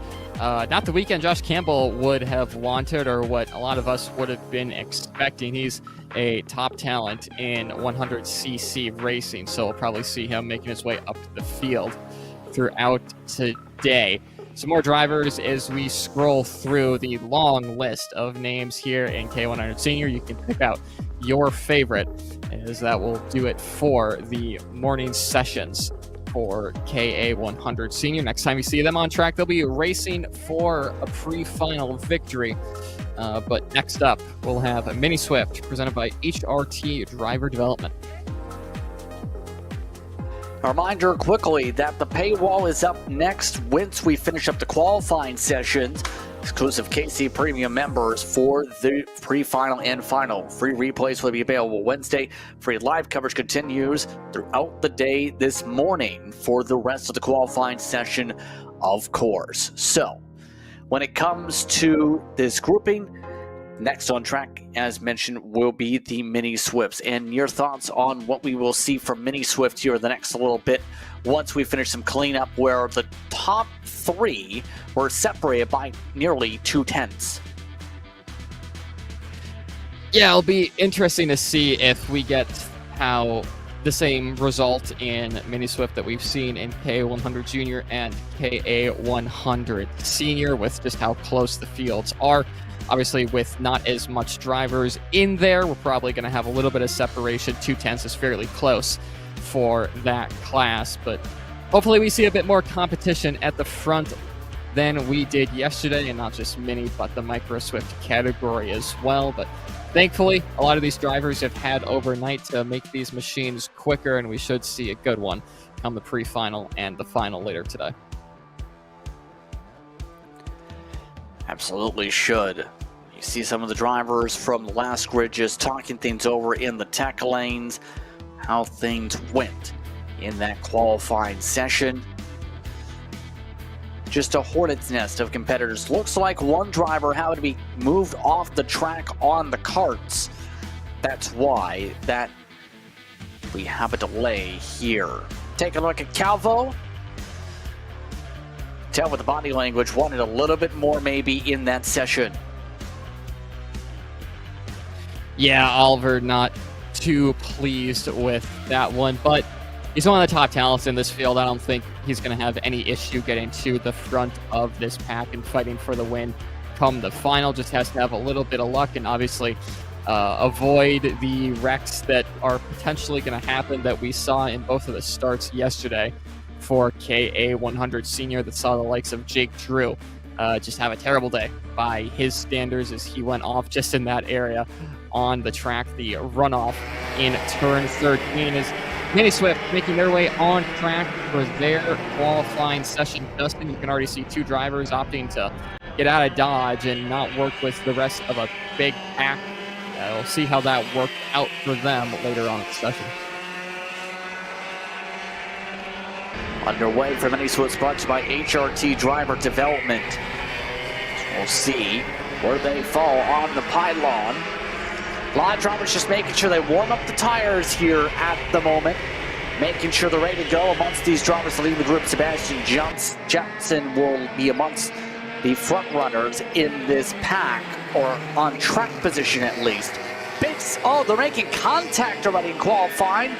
That picked up the front tires of Arthur Kelly's car. Yeah, just a little bit of a miscommunication there of trying to do an over-under and get in line without losing a bit too much time. Luckily, everyone kept going from that one, and no one really got hurt from a little miscommunication that we saw there. Kelly going to the inside of the track, opting to get away from these two, or just build a little bit of a gap. It tells me that Kelly thinks he's a lot better in the middle section of this track. Actually, the 131, of Hudson Hidalgo, who made that move. So it looks like Hudson feels like he's strong in the mid portion of this track and will be able to close up on these drivers just in time for the back straightaway to get a draft and hopefully get a time for him at the top of the timesheet. Hopefully so here. See the first times fly on the pylon in the next moment or so for our 16 entrants here today. So, remind again, for those who just tuned in, who may have missed earlier on in the final, it was Martinez and Ramirez who controlled the tempo on the day. So, looks like we're seeing a bit of swapping as the runs build up for some of these karts. The first times now for them go on the pylon as they fight and continue to battle. Arthur Kelly actually got the fastest time out of that grouping. Then it's Colacedo that's just jumped up in the second grouping over Luke Strenko. Then Nathan Ramirez just put a 109, and we have a cart off. It is Al Bidden trying to get some help to get back on track quickly. Yeah, not what you want to do during this qualifying session. At least it happened early, so you have a little bit of time to get the gravel and dust off those tires, bring them back up to an optimal temperature to set a time down. But another thing, too, is how much gravel got on the floor pan of that kart and will be dispersed potentially throughout the exit of turn 13. We'll have to see if that's something that the leaders have to deal with, a little bit of an understeer potentially on exit, but coming out of the final corner in the final few seconds, being led by the 27 of Arthur Kelly. Excuse me there, the 7 looking like a 1 and confusing me a little bit, but Arthur Kelly to the second spot, moving down into 5th. The rest of the field are really starting to improve. Martinez and Ramirez, the two we saw at the front of the field yesterday, are yet again at the front. Martinez, in first, and then Ramirez, 10th back in second. So far, so good for the Martinez Motorsports entry. Here is for comparison's sake when it comes to his entry today. Part of those for Ireland, USA for these events this weekend. And I do love this racetrack in terms of not just the aesthetics, but some of the racing it puts on, but the amount of passing opportunities I think we'll see today. It's not impossible to go back to forming the track like this, but it's very helpful to get a good qualifying spot. As emphasized, we've seen a lot of opportunity for people to get in position to draft if they get a good spot. Yeah, and like we saw with Kaminsky yesterday, it's a very raceable track. You are able to make your way up the field, but obviously you'd rather not. Pole position is kind of a nice place to start. Rather not have to work your way through 20 or so odd carts. Luckily for these Mini Swift drivers, a bit of a smaller field. If you make a mistake in qualifying, you're not as far back as you would be in either of the KA junior or senior categories. Ramirez, though, is really feeling the pressure from Luis Martinez, 0.08 of a second, but further back, it's the same story as we saw yesterday, Justin, as Lucas Durango on screen here for the Ruthless Karting camp, 0.9 of a second back. The rest of this field desperately need a little bit of time to fight for the front two positions on the field. 1 minute to work with. There's a look at Durango.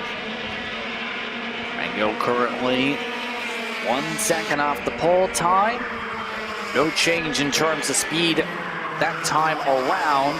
And it looks like he's not liking what he's seen. Durango wants a reset, wants to get deeper into the draft. Maybe regroup here. I don't know if he's going to get a lap, though. Regardless, it's going to be close. Definitely going through the S's here. He has a little bit of buffer to work with, so like we've been saying, as long as he can hold on to these guys through the final parts of this technical middle sector, he should be almost within drafting range, depending on his runs out of turn 10 and 12. If he can close up two of these leaders, they might have a third cart battling for pole here. They're going to have to be careful not to mess around too much and do what is about to happen on screen there, swapping positions and giving even more of a draft to the 187 of Lucas Durango. This should be close as they come to the line, as he is now on them in the final corner. One of them dips out. Ended up pulling out, liking what he was seeing, maybe, not sure. But now it is Nathan Ramirez that stays top of the board with that pullout of the traffic. Martinez within 0.8 of a second. Andrew Janis does jump up to third as the rest of the field finishes up the session. So it looks like we are all set after 5 laps for most, but Nathan Ramirez only needed 4 laps to set the pole time. That's over Martinez, Janis, then it is no-go, and then Boardman in the top 5. Asher Bizonski finished off in 6th, Arthur Kelly in 7th, Wheeler Durango down in 9th after things shuffled at the end. Sebastian Johnson, your top 10 in the quali session. We'll take an hour step aside. We come back, more coverage of the Pro-Kart Challenge from K1 Circuit here in Winchester, California. You're watching Kart Chaser here from California.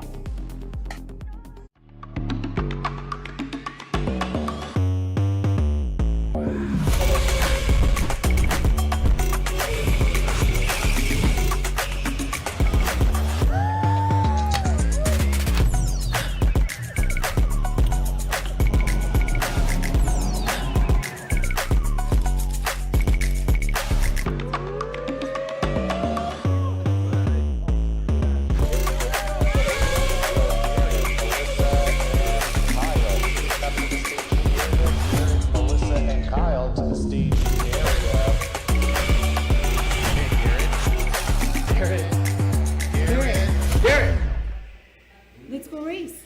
Come on, man.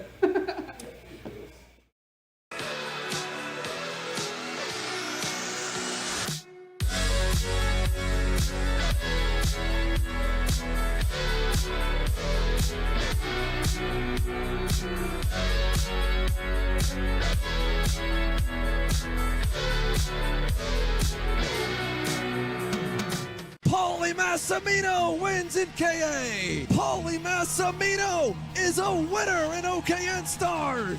Take your driving to the next level with one-on-one coaching from 2024 OKN Stars champion Paulie Massimino. Kart rental options are available if you'd like to keep yours at home, and drivers in all classes are welcome, from Briggs 206 to Mini to K100 and X30. With in-depth data analysis, onboard video footage review, and lead follow on-track sessions, each private coaching session will see you end as a more complete driver than when you started.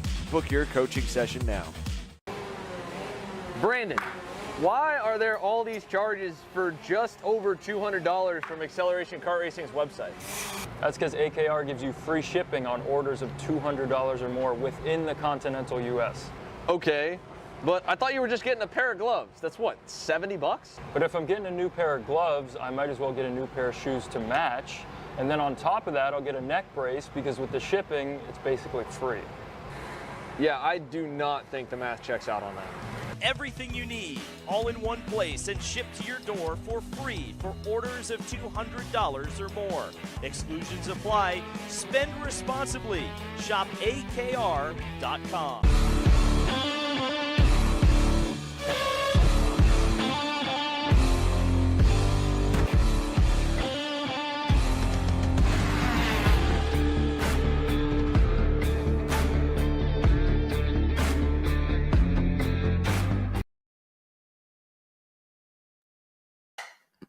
Welcome back, everyone, to Kart Chaser for more coverage of qualifying as we continue on with the Pro-Kart Challenge. It's KA 100 Master by Mike Manning Karting now on track.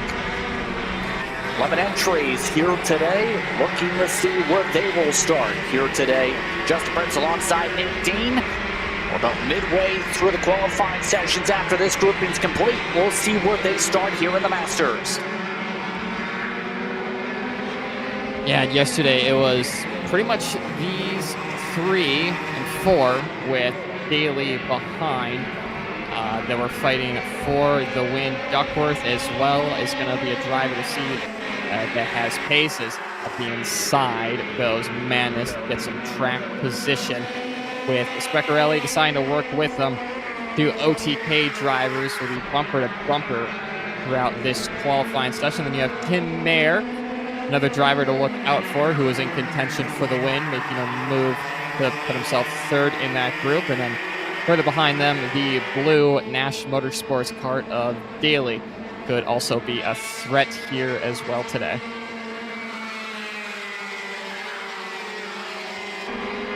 Absolutely.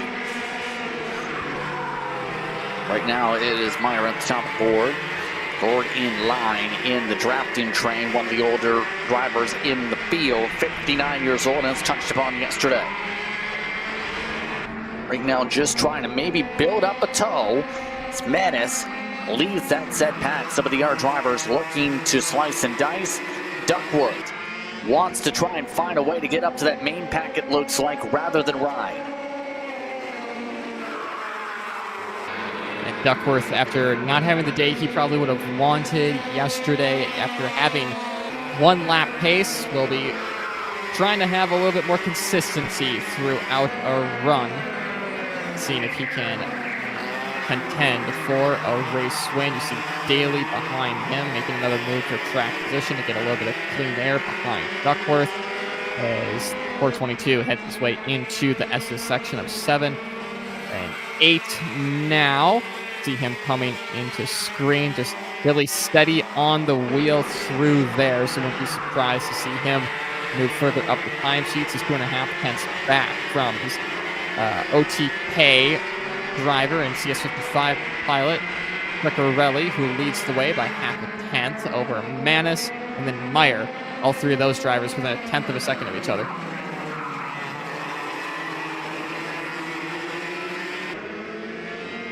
So right now down the straightaway, you see a lot of the shuffling. Duckworth continues to try and push ahead.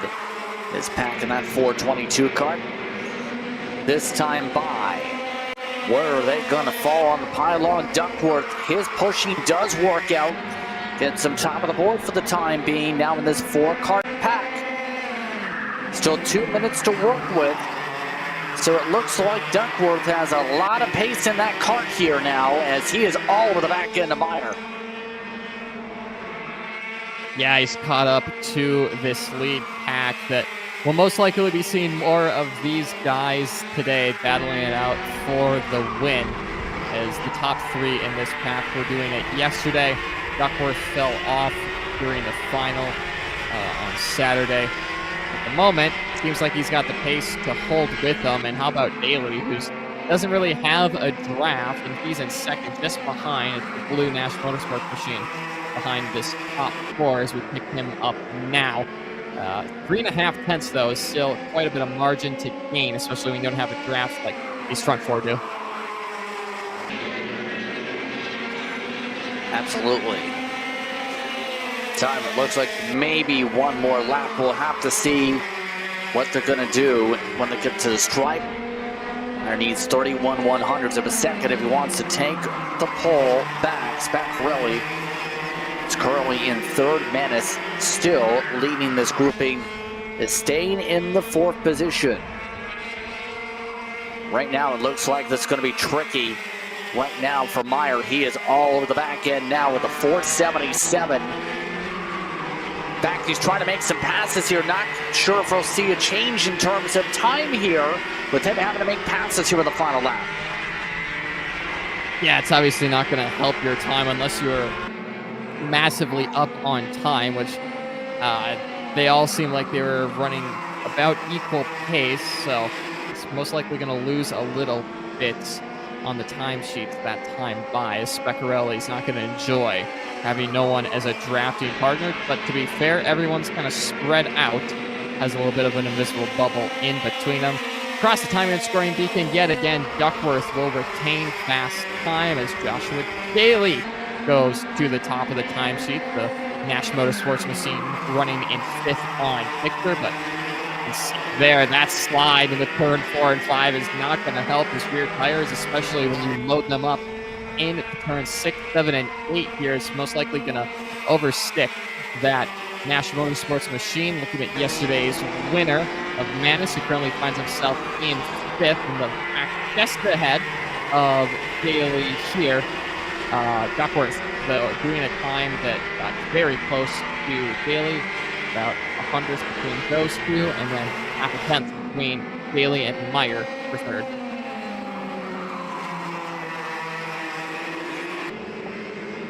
Indeed, so session should be complete here. Provisionally, Daly top of the board.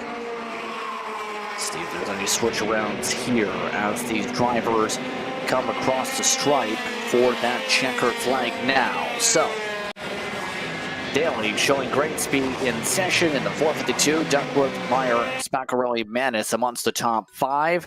No changes this time as these drivers complete their run. So, take a look at that once more in a moment. Here it is with 2.3 the separation up front. Switzler in 6th, Dalen in 7th, Jeff Bays in 8th, Cornell, Norman rounding out the running order of drivers who took time. Scott Falcone finished the session as a driver who did not hit the racetrack. So that brings us next up in the order, FZ125 Shifter. Those spec drivers brought to you by P1 Engines Incorporated. So that grouping is going to be fun to see once they hit the racetrack in a moment or so. Next, it's going to be interesting where those qualifiers are going to go as the rest of the drivers from the last grouping come off circuit. Yeah, absolutely. We'll be watching two drivers, specifically Truly Adams and Dane Idelson. Those have been the two drivers that have set the pace throughout the weekend as a sea of factory cars get ready to go for their second qualifying session of the weekend. Truly Adams seems like he's ready to go and ready to set down a fast time and hopefully not have to do as much work as he did yesterday, starting from the back of the field in the final, but we'll have to see, and maybe we'll have a couple new names up there who are able to fight Idelson and Truly. Just a few seconds remain until SKUSA staff release these FZ125 shifters on a track for their qualifying session. Here we go. Get released onto the circuit for our next grouping of qualifiers. So, 18 entries are in this class. Couple drivers getting some big separations here. Track as we continue to see more of those logos from manufacturers populate on the pylon. Much of the field factory cart in terms of the power plant, or rather in terms of the chassis. This debuted up this engine spec package has been exciting so far. Your thoughts so far, what we've seen from this class with it being debut weekend when it comes to this series for the spec chassis or spec class? Yeah, I think for a debut weekend, it's been great so far. It's definitely been helped by Truly Adams having to start that final towards the rear and making it more interesting. But even if you take him out of the equation, it was still a fairly good race to watch. And obviously more people are going to be interested in this class and join it throughout the coming weeks and months in the season. Hopefully we see more entries throughout the year. But for the time being, it's definitely been a fun class to watch and to call.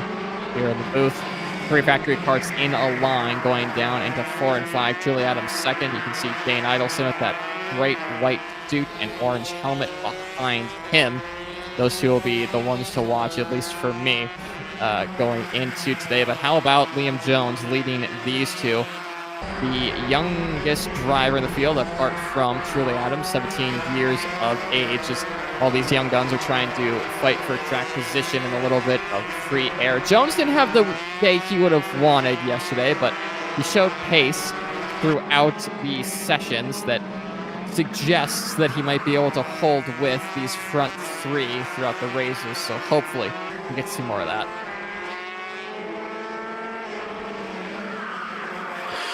Indeed. So, first time should populate coming up here. Truly Adams puts up a 101 to start. Looks like a slow corner exit there for 316.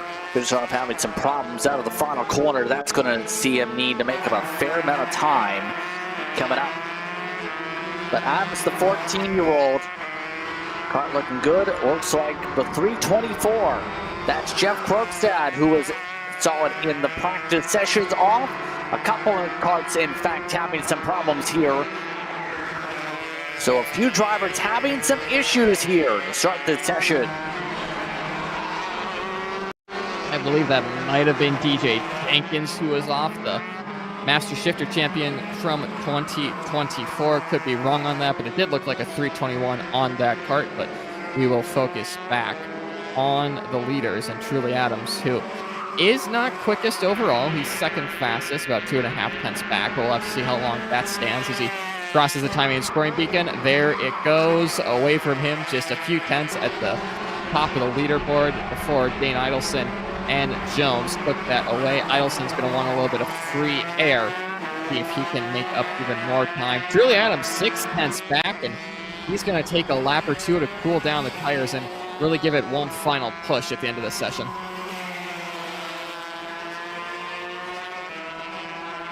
Yeah, still lots of time in terms of, if you count by minutes.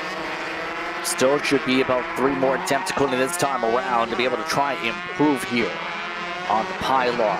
Dane Idelson, the only driver past the 1 minute mark. Don't think that's going to stay depending on what happens here. How quickly they have to work through the gears if they want to push and get some good time here. Looks like Adams didn't like what he had on that corner exit, just reset. Yeah, just a lot of reshuffling from this front 3 to try and get in a track position where they want. Obviously the draft is going to help, but it's not going to have the effect that it would. And let's say the Swift categories with AA100, with the power these carts are making, able to push through that wall of air that they're having to work around throughout the entirety of this 1.1 mile circuit. It'll be interesting to see, though, if Idelson can hold on to pole position over Matthew McCoy, who is out of shot here. It's that blue factory cart driver that we saw at the front of the field and take an early lead in the pre-final. And Liam Jones third, Adams fourth, Hillary in fifth.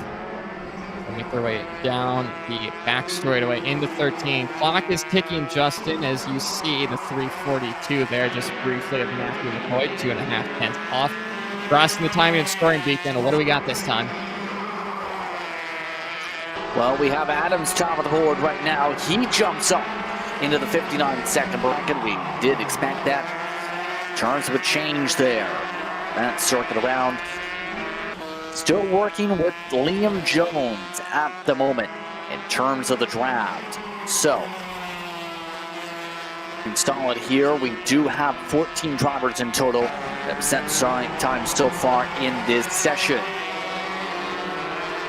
Looks like drivers like Lee also jumping up one more spot as well on the pylon.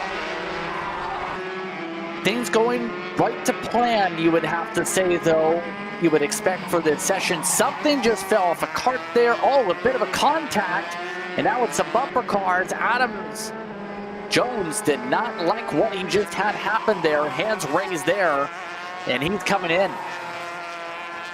Yeah, it was weird to see. Liam Jones was taking off a bit of radiator tape. It'll be interesting to see if we could get a replay of that towards the end of this session once we get all the carts across the line. But just a little bit of contact there. Liam Jones didn't seem too happy with it. Just, again, seemed like another miscommunication between those drivers and Truly Adams.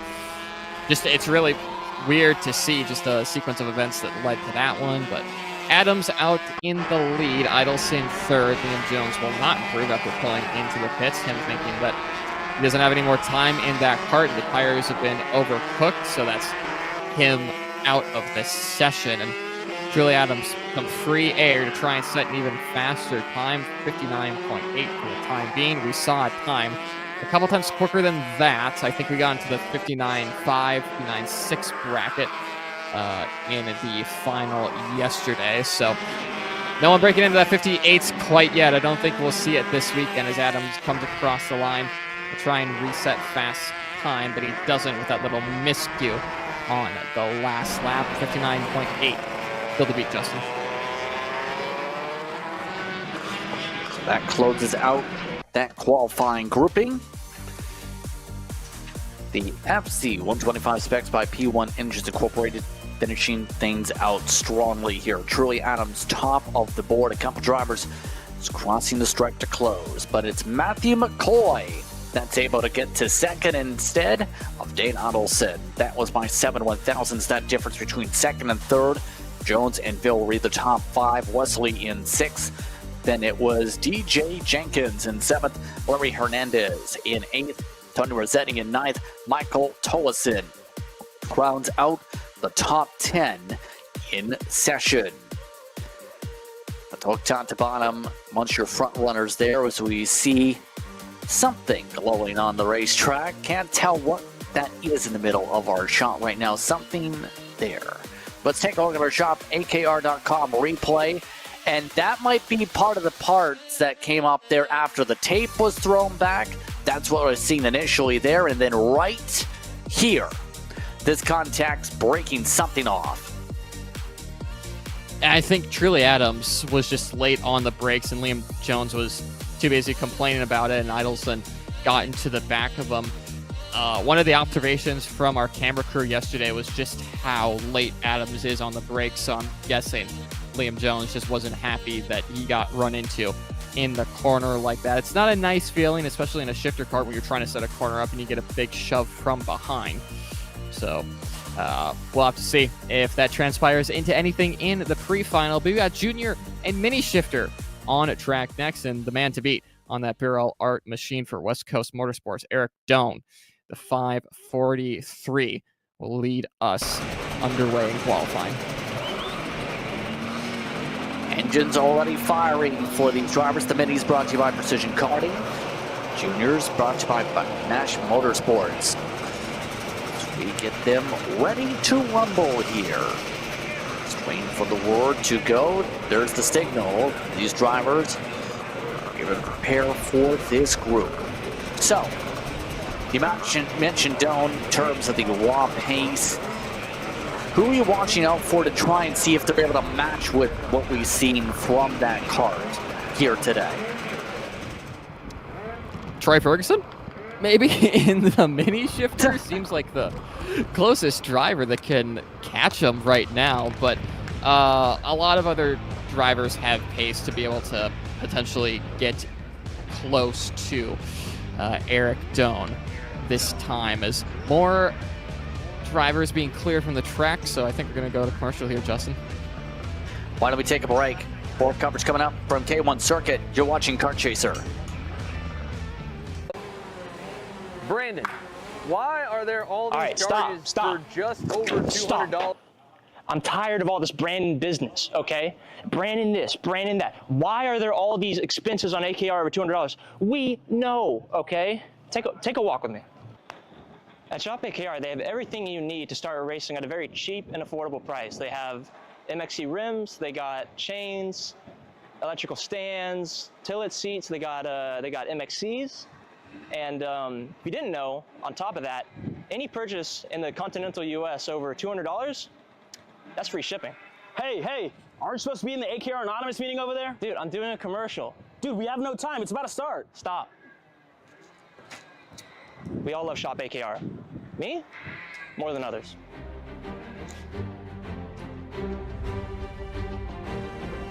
What do I get at Shop AKR? MXC rims. Ready to elevate your racing game? Introducing Apex, your 24/7 personal karting coach. Apex is your ultimate racing companion. Get expert advice anytime, anywhere. From setup tips to mental strategies, Apex has you covered. Fine-tune your car for peak performance. Get personalized advice on adjustments like tire pressure and chassis settings. Apex helps you master the track, from overtaking strategies to wet-weather driving techniques, and to resilience to perform under pressure. Apex keeps you focused, confident, and race-ready.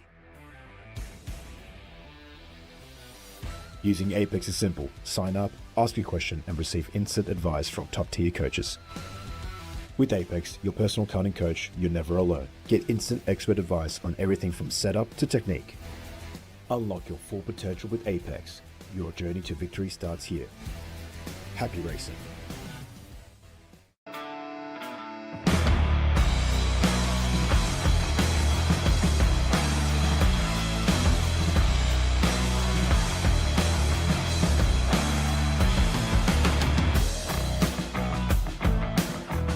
The K1 Circuit Semi-Pro League. This is a competitive race series with two classes. Junior Series for those who are under the age of 18, and the Senior Series for those who are 18 or older. If you think you have what it takes, come out and prove your skills on League Night. Both schedules are live on the K1 Circuit website. Your Kart Chaser live feed will resume shortly.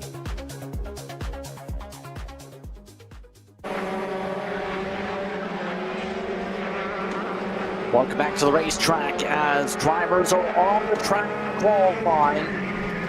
Do a little bit of cleaning up. All the competitors are now rolling for our next session. So, it's the mini and junior shifters by Precision Karting, by Nash Motorsports respectively. Doan already pushing in, flying away from the rest of the pack from the get-go.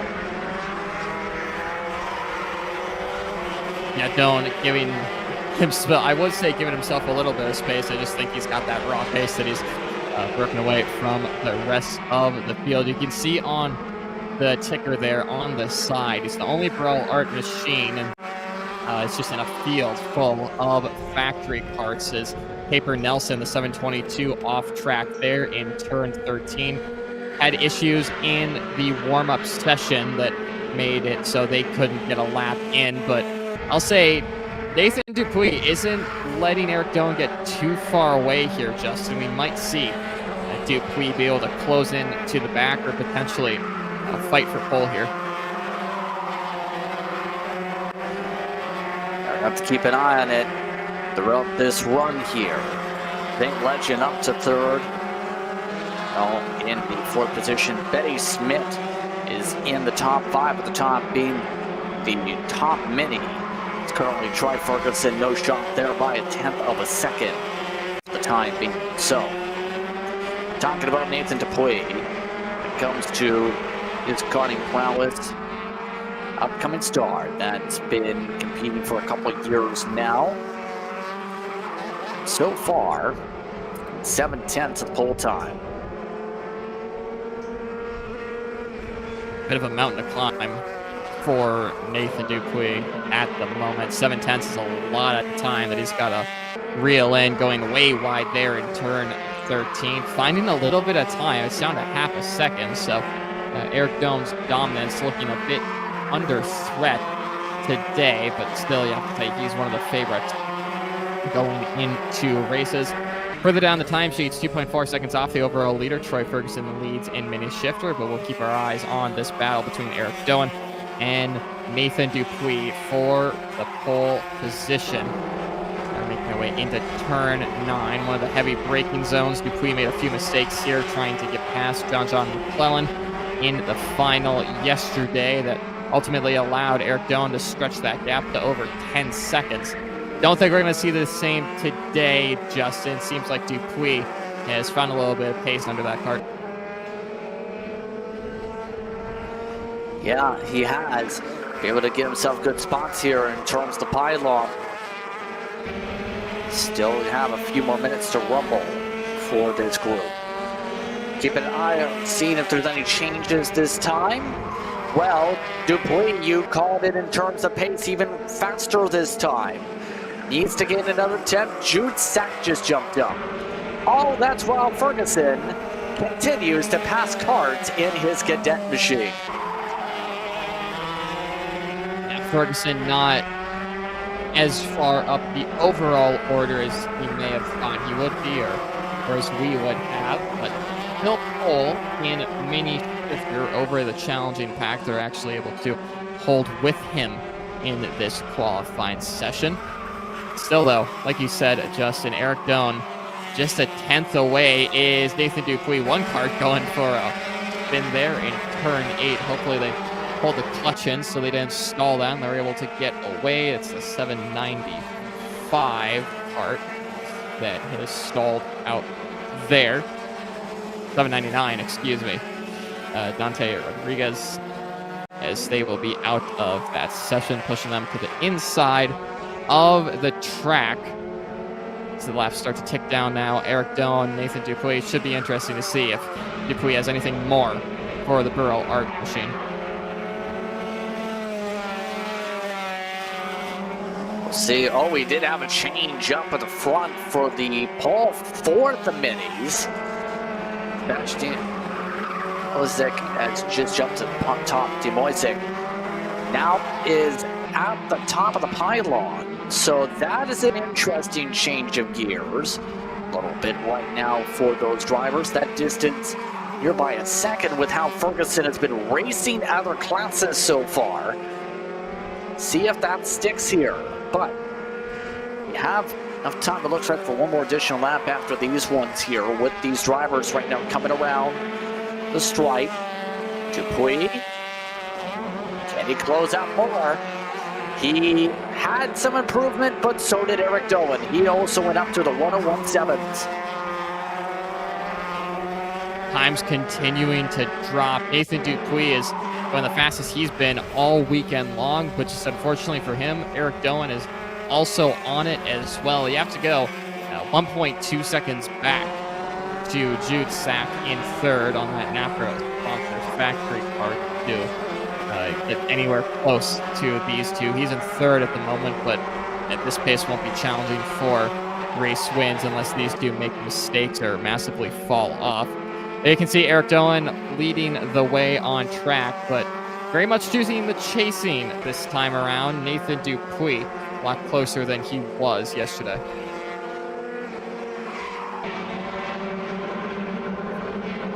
Yeah, the question is going to be, can it carry over to the race pace? Checker flag waved in this section meanwhile.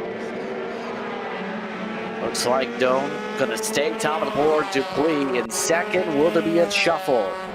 Zach, the legend, holds on to fourth. And all holds on to fifth, it looks like, as Jude Sack stays in the top 3. So no changes on the final top round for your top 5 overall, but Ferguson did, looks like, reclaim his top spot for his class. Here's the look at the pylon once again. Eric Doan fell over Nathan Dupuis by 0.153 seconds. Jude Sack and the Z8 legend, followed by Matthew Reynolds, then Betty Smith, should say, in 6th position. John McClellan in 7th spot. Then Troy Ferguson leading things off for the minis. Over the Boyzik, then named in the 10th position overall, 3rd in his class. And that brings us to our second to last qualifying grouping coming up. Just like that, we have the Micro Swips by Santa Racing due on track next. Once the rest of these competitors clear out, And once Nathan Dupuy finishes his practice start. Yeah, it's something you see a lot more in the pro shifter ranks of drivers taking the opportunity at the end of sessions to get a practice start. And a little surprised that Nathan Dupuy was the only one to do that, at least that we saw on screen with how so-so the starts were in junior and junior shifter yesterday. So watch out for him at the start of the pre-finals. Engines are fired in Nitro Swift, the final single speed class we have qualified with our pro and master shifter. We'll see if National Motorsport and Aiden Go, Carolyn, can be able to hold to the dominance we had yesterday. Onto the racetrack they go. Single file for the most part as they get ready to go. Just to recap one more time for those who missed yesterday, Aiden Go over Matthew Pacioli. Ryan McPhail was the top 3 in the race final yesterday. See, that carries over here today. Pedro Cueto amongst those leading things off here as the rest of the pack gets himself up to speed.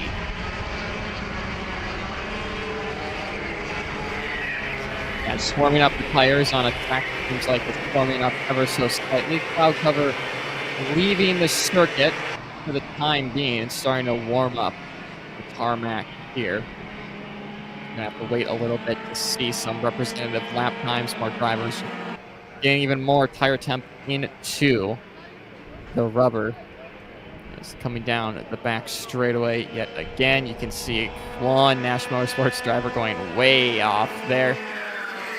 I think that might have been Mason Brody, could be wrong, but he'll be crossing the timing and scoring beacon now to start their first of just a couple flying laps to set the grid for the pre-final.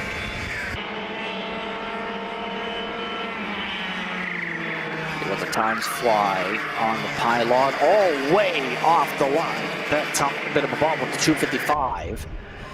Phil having to hold on to the race car to make sure it didn't go off the racetrack there for a split second. But able to hold on to it despite the wiggles that time around. And that's the top thing. You have to be on top of things when it comes to the rhythm of this racetrack. You miss the line just a little bit, you're off the racing surface here. Yeah, absolutely, and especially that's gonna get worse throughout the day with more rubber being put down and more dust and debris being put offline. Especially in the S's section, turns 6, 7, and 8. That's really where it's gonna get to you, and turns 1 through 3, where it's really just a single line through there, and you don't want to be following another driver. It's going to be interesting to see when more drivers get more brave on the brakes and making that turn 6 move into the S's. If you're on the outside and you see a car on your inside, you're just going to have to give that one up, because if you're stuck on the outside having to clean tires for half a lap because you have dust and marbles all over your tires, it could be a race ender. And Go, by the way, top of the board to start things off for this group in the 278 over Pacioli, so things continue on. Mason Brody appears to have that transponder worked upon for the 272. It's a third shiftlet, McPhail the top 5 at the moment. So, Go's got himself some good draft lined up here too off the 255. He's being in great position here to thrive for this session. Yeah, a little bit of a gap there for Aiden Go to work with. 2/10 isn't huge, but still at an early stage of this race, it gives a good indicator that he'll be fast out of the gate for the pre-final. I have to go back to Mason Brody for his nearest National Motorsports teammate, 3 seconds back. Torello in second, that gets put down by Ryan McPhail, who goes to the third spot now, so a decent lap from them. Still 7/10 back, but Pesarelli in that first spot, 7.5 tenths clear for the Ryan Perry Motorsport Nitro Kart. At the huge gap in this early stage of the qualifying session. We'll have to see if Go, McPhail, and the rest of the challenging pack have anything for the Nitro Man.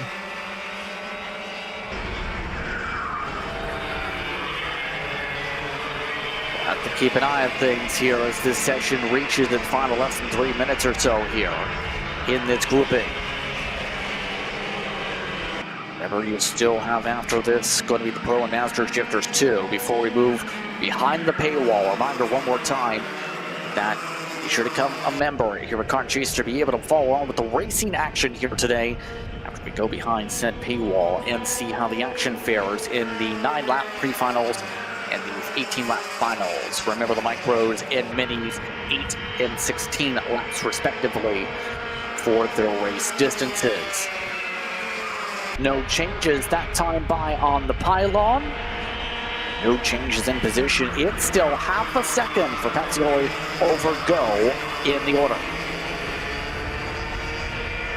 That's still a big gap for Aiden Go to try and overcome at this point.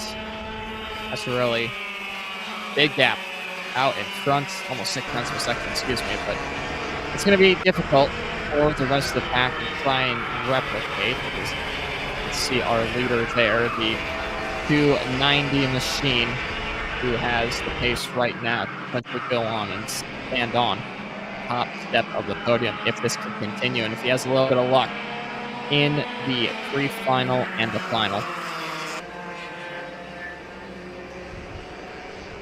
Just a little bit of luck is going to be the key word. So, 6 minutes to go, or 6 minutes complete, should say. Now for the session, 290 got a double toe right now. Let's see where the times go. Brody jumps himself up to second. Mason Brody going to be someone I think that has found a decent amount of pace for the racing today. That we'll keep an eye on. One of those competitors who races in Tri-C, one of the 9-year-olds in the field. Picked up P1 in the minis in the Tri-C Carters Club Series just less than a week ago. Yeah, having some success there. A lot of these drivers actually throughout the Pro Kart Challenge paddock getting some practice in at the Tri-C race here not too long ago. A couple of drivers indicating to try and move forward, not mess around too much with each other. Our leader, you can see in the middle of the screen there, squished between the two National Motorsport machines, and in front of the Croc Promotions cart, he is leading out of turn 12, all over the curbing there. That's going to slow him down. Yeah, not what you want to be doing. Those little mistakes can cost you, and Mason Brody might be in with a shot this time if he has enough improvement to go pull. Checker flag on the racetrack. Will there be any changes? No for the top 5. The only holds on over Brody, Go, McPhail, and Shiflett. Rittering, no change. Tolson, no change. Sanders, no change. Cueto, no change. Carson Bishop does move up a spot. So the rest of the field closes up the session.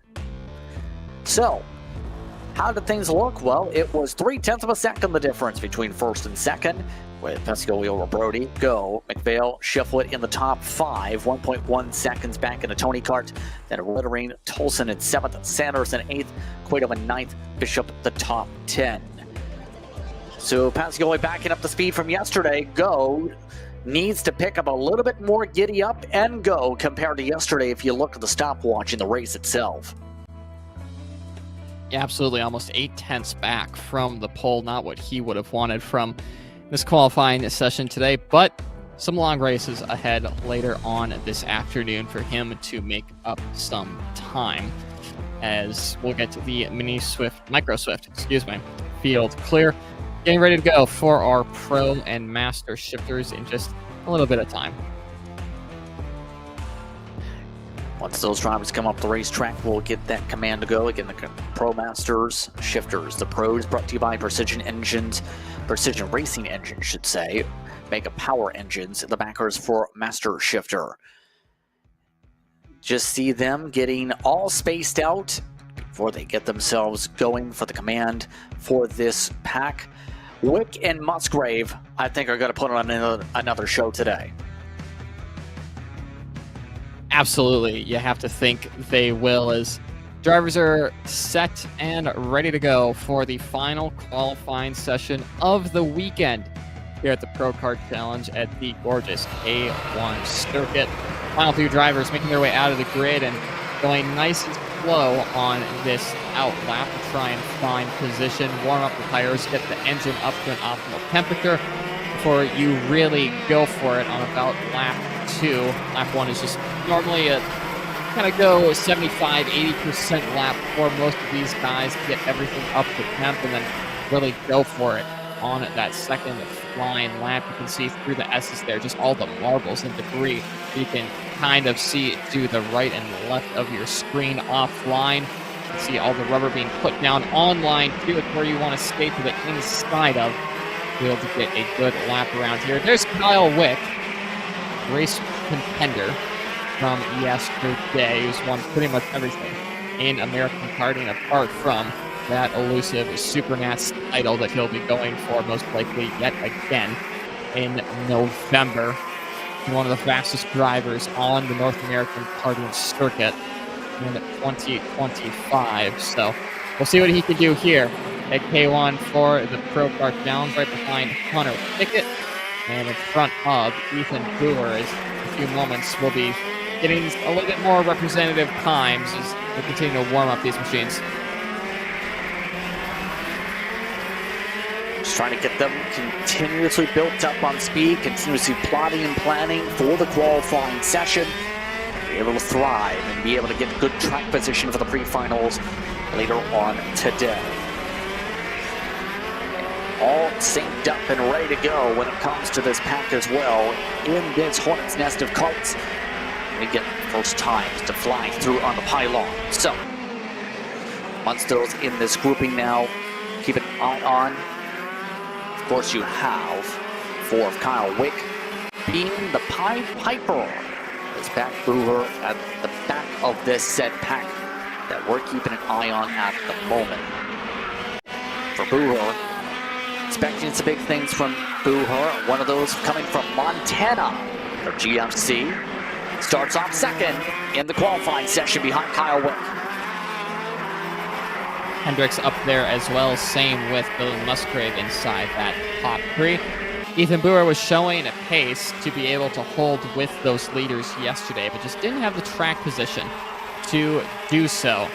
His PFC karts are definitely the chassis to be on at the moment here, with them being 1-2, and Hunter Pickett in 6th, and Ethan 9th for Weisenberg and Handon.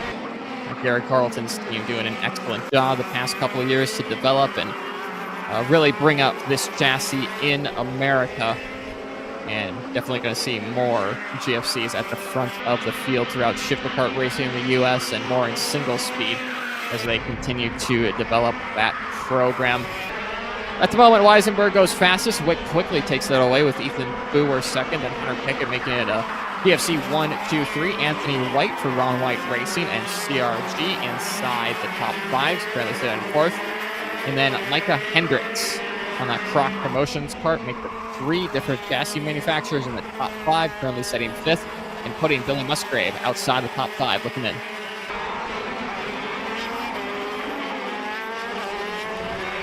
Yeah, Musgrave way far down. That's a little bit shocking, wouldn't you say?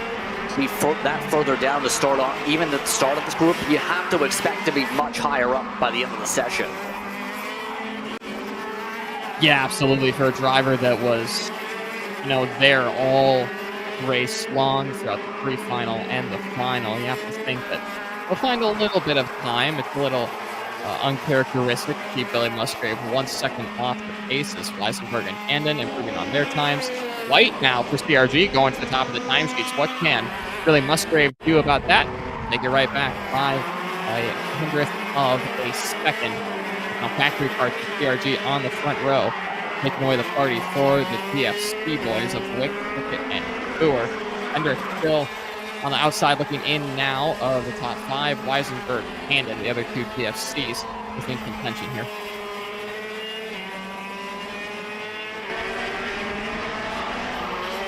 Musgrave does indeed bring the boom. Now, see if he's able to bring the pop to stay up top. Looking back at the teamwork, well, that pack of teammates has really come apart here.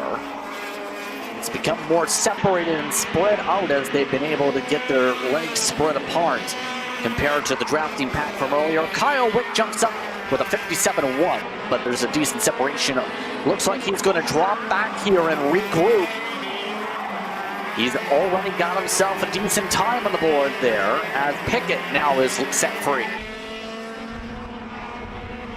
Yeah, it'll be interesting to see if that's Wick dropping out of the session or if that's him giving the tires a chance to cool off and give it one final go towards the end of the session. As you can see, Billy Musgrave still 4/10 off for the time being. It's not a great spot for the Factory Karts owner and really the brains behind that operation, with White in 4th, Boer in 5th.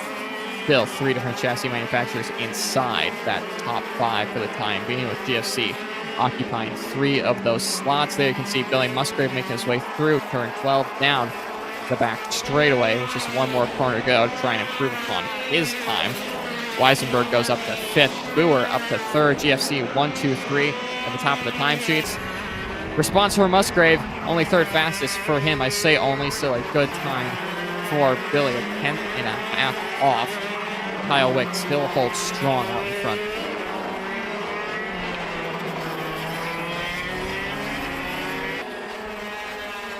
Tags officially fall on this order. Wick on the pole over Pickett, but Musgrave is pushing pretty fast right now. Has no draft to work off at the moment. By the way, how are things going in the Masters? Well, it is Hopko at the top of the board, over which at the moment Bordachenko has not set a time in this session at the moment. Micah Hendricks also far down the order in 9th. So a few drivers that we expected big things falling down. White has shown some good improvement here today, by the way, as he closes out the session to the checker flag. Locks in 4th. Musgrave does take the checkered as well, it looks like here. No change. Hunter Pickett in 2nd, Nate. Big lap for Hunter Pickett to get that done after a day that he would want to forget yesterday. Billy Musgrave staying in that 3rd spot. Ethan Boer, then Anthony White still have that 3 different chassis inside the top 5, with GFC, Factory Karts, and CRG being represented by Ron White Racing this weekend. And then a whole host of other chassis manufacturers outside of that top 5. You have Burrell, Croc Promotions, Maranello, and a couple OTKs along with it. But that'll do it for qualifying, Justin. And that means right in the next moments or so, we'll move behind the paywall. It's time to go behind said paywall for our pre-finals and finals. Hope to see you on the other side for more coverage of the Pro Kart Challenge here at K1 Circuit.